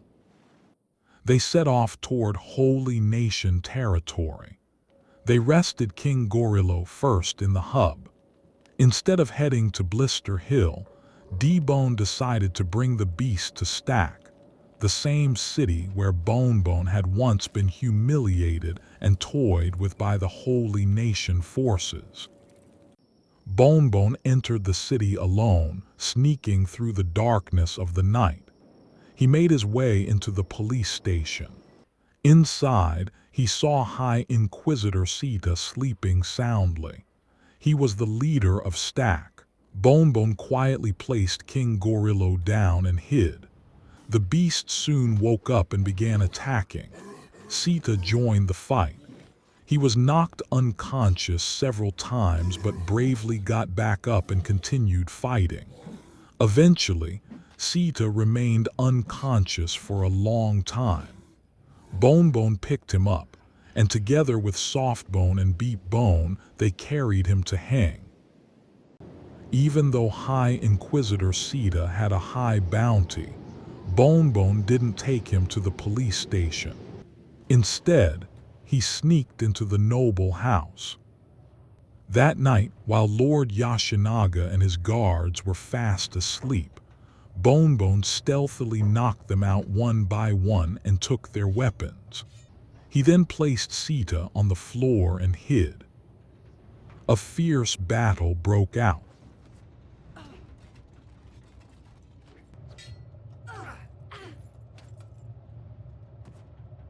Lord Yoshinaga was defeated. Another United Cities noble had fallen, this time at the hands of High Inquisitor Sita, one of the Holy Nation's high-ranking officials. The next target was Akren's shield. Bonebone decided to go alone. His only target this time was High Inquisitor Valtina, the commander who guarded the northern and eastern borders. Bonebone found a gap in the defense wall of Akren's shield. Sneaking carefully, he entered the barracks. The moment he saw Valtina, he quickly knocked him out, picked him up, and ran out of Akren's shield. The alarm sounded, and Holy Nation soldiers chased after him. Bonebone kept running toward Stoat. After Lord Nagata in Shobatai, it was now the turn of Stoat's noble Lord Inaba. That night, Bonebone sneaked in, knocked out the guards, and took their weapons. Calmly, Bonebone placed High Inquisitor Valtina on the floor and hid. Valtina was soon discovered by the guards and attacked. Lord Inaba joined the fight. Bonebone heard Lord Inaba scream as his left leg was severed. It was time to leave. Bonebone closed the door so no reinforcements could enter. Quickly and carefully, Bonebone entered the anti-slaver headquarters and found Tinfist, the leader of the anti-slavers. He swiftly knocked Tinfist out and kidnapped him. The alarm sounded. Anti-slaver soldiers chased after him.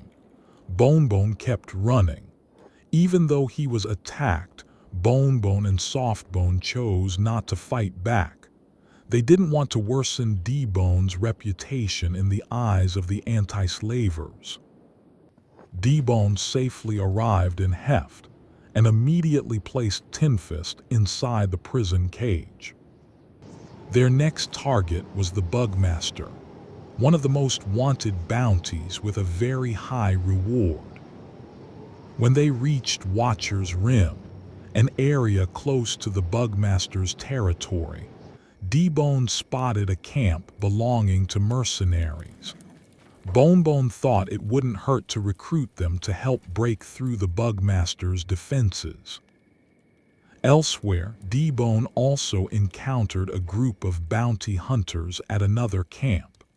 They were also hunting the Bugmaster for the legendary treasure he supposedly possessed. dbone continued onward. In the middle of their journey, they ran into a large pack of skin spiders. The mercenaries attacked immediately. dbone joined the fight. However, the number of skin spiders was overwhelming.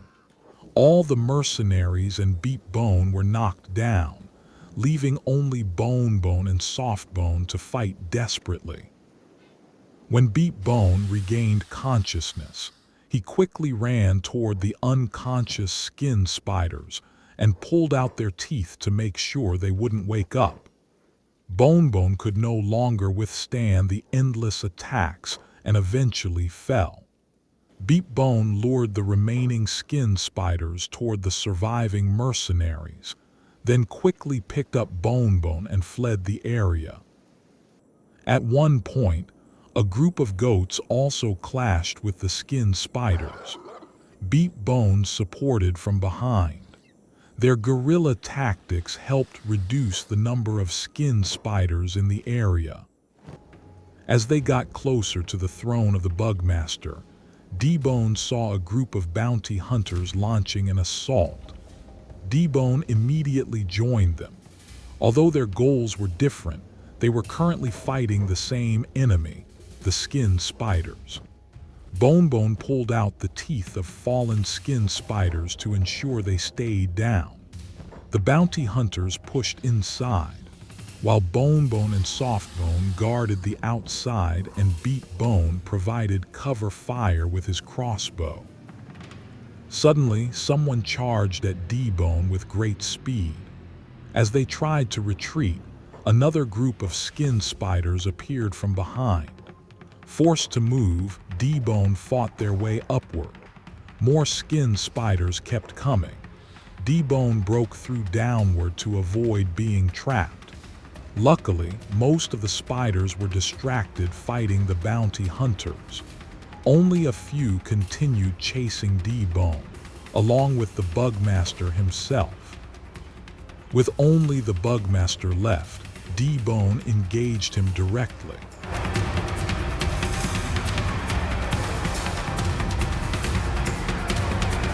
It didn't take long for the Bugmaster to fall. Beepbone quickly treated his wounds and carried him back toward Heft.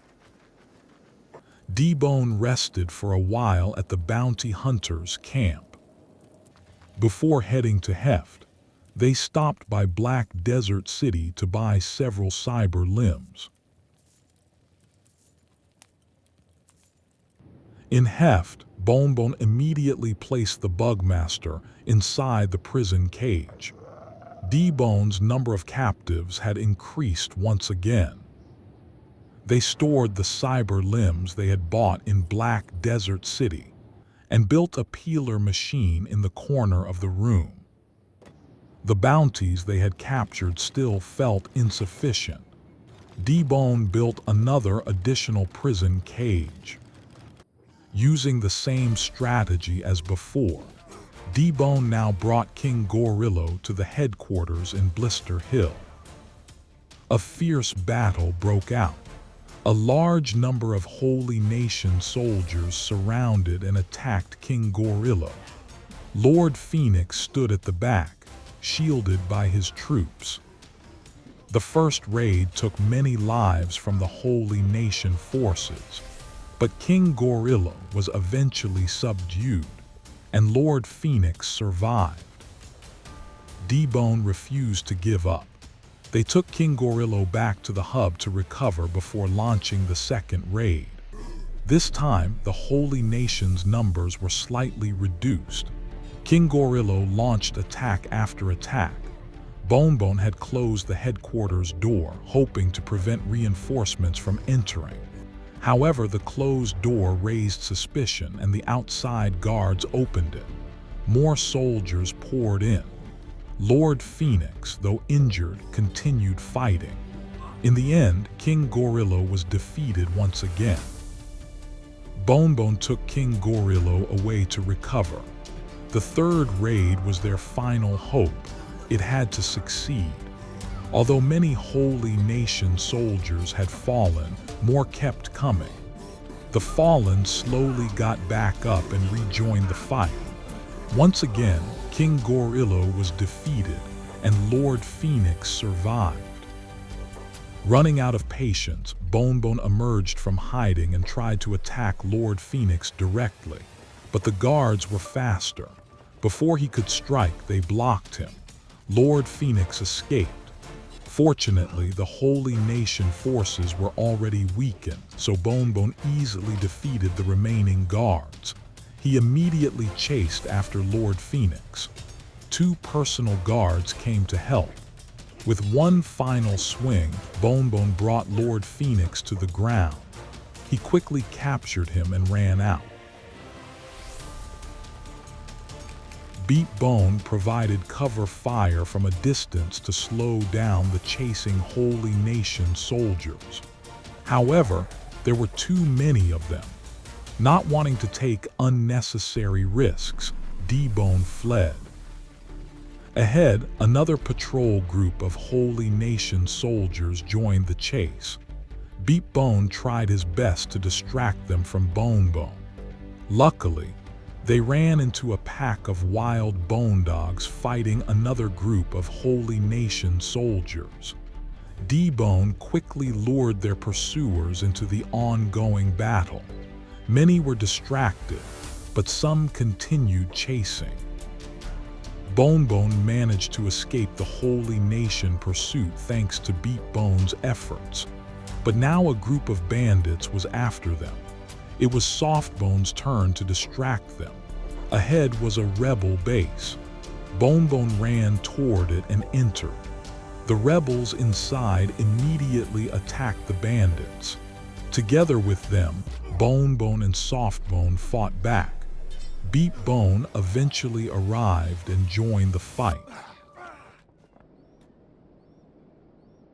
Upon arriving in Heft, Beepbone placed Lord Phoenix inside the prison cage. Tin Fist from the anti-slavers was not enough.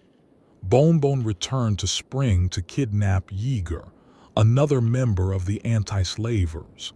Sneaking carefully, he quickly knocked Yeager out, picked him up, and carried him away. Yeager was handed over to Beepbone. Bonebone went back into Spring once more and kidnapped Horseweed, a member he considered very strong. This time, he was spotted while trying to escape. Bonebone didn't care, he kept running. Upon arriving in Heft, Yeager and Horseweed were placed inside the prison cage. Bonebone felt he had gathered enough captives and moved on to the next phase of his plan. He picked up Yeager, stripped his clothes, and put him into the peeler machine. Slowly, the device began cutting off Yeager's limbs. He screamed in agony. Once both his arms and legs were severed, Bonebone immediately attached cyber limbs and pulled him out of the machine. Yeager was bleeding heavily, but Beepbone quickly treated his wounds. Bonebone then dressed him again and put him back into the prison cage. The cyber limb replacement experiment was a success. This process was not only done to Yeager. Horseweed and the other anti-slaver captives went through the same procedure. This was part of Bonebone's plan to create a cyber army. Of course, with the number of captives dbone now held, They needed a large number of cyber limbs, which were expensive. For some time, Bonebone and Beepbone focused on trading hashish, while Softbone stayed behind to guard Heft. Once they had enough cyber limbs, Bonebone resumed the operation. Savant, Valaman, Cannibal Grand Wizard, Bugmaster, Holy Lord Phoenix, and even Tinfist were all fitted with cyber limbs that enhanced their abilities. It was time to execute the plan and create chaos in Heft. dbone brought the Cannibal Grand Wizard and Savant to the police station. The wanted criminals were prepared directly by dbone. They went up to the second floor and placed the two captives there. Let the Cannibal Grand Wizard and Savant satisfy their hunger by hunting human flesh and skin. A fierce battle broke out as the police and slave traders clashed with the two captives. It didn't end there. Bonebone and Beepbone sent Yeager and Horseweed to the slave shop. Let them do more than just hide and spring. Let them fight the slave traders directly. Although they were outnumbered, they managed to hold their ground for a while. In the end, Yeager fell, but Horseweed continued fighting wildly with every strike. Bonebone brought another captive, Valaman, to Lord Oda's noble house. Let Valaman's ambition to confront the United City's political elite finally be fulfilled. Bonebone unlocked the front door, entered the house, and went upstairs. He placed Valaman in the noble's room and disarmed the guards. Then he went downstairs and waited for the conflict to begin. A battle erupted between the guards, Lord Oda, and Valaman. The ideological conflict between the United Cities and the Reavers turned into a brutal, real fight. Of course, Tinfist and Lord Phoenix were not left out. Bonebone and Beepbone brought them to Tengu's palace. They hid in the corner of the room and woke the two elites from unconsciousness. Lord Phoenix and Tinfist fought side by side against the United City's forces. It was clear these two were not to be underestimated. Emperor Tengu himself joined the battle. With one powerful strike from Tinfist, Lord Tengu was knocked down but managed to get back up. Tinfist and Lord Phoenix held out for a long time against the elite soldiers. Although Lord Phoenix eventually fell, Tinfist continued fighting furiously. His attacks were deadly. Many United Cities soldiers lost limbs. Silently, Beepbone approached Lord Phoenix and treated his wounds. When Emperor Tengu attacked Tinfist again, Tinfist dodged and countered, knocking the Emperor unconscious. Bonebone moved closer to Lord Phoenix and woke him. The battle continued. There was still one more bounty, Bugmaster. Bonebone deliberately released him at the police station. Bugmaster immediately attacked the police trying to capture him. He easily defeated them and escaped. dbone felt they had caused enough chaos in Heft and decided to leave the city behind. In the distance, they could still see Tinfist fighting desperately against many Heft soldiers, and Horseweed still battling fiercely in the slave shop. But Bonebone no longer cared. It was time to leave Heft and the United Cities. Bonebone felt that the plan he had carried out was enough to teach Emperor Tengu a lesson, the same emperor who had once mocked and humiliated him. The chaos in Heft might spread to other United Cities towns, but that was no longer his concern. It was time to continue the journey into the unknown that still awaited ahead.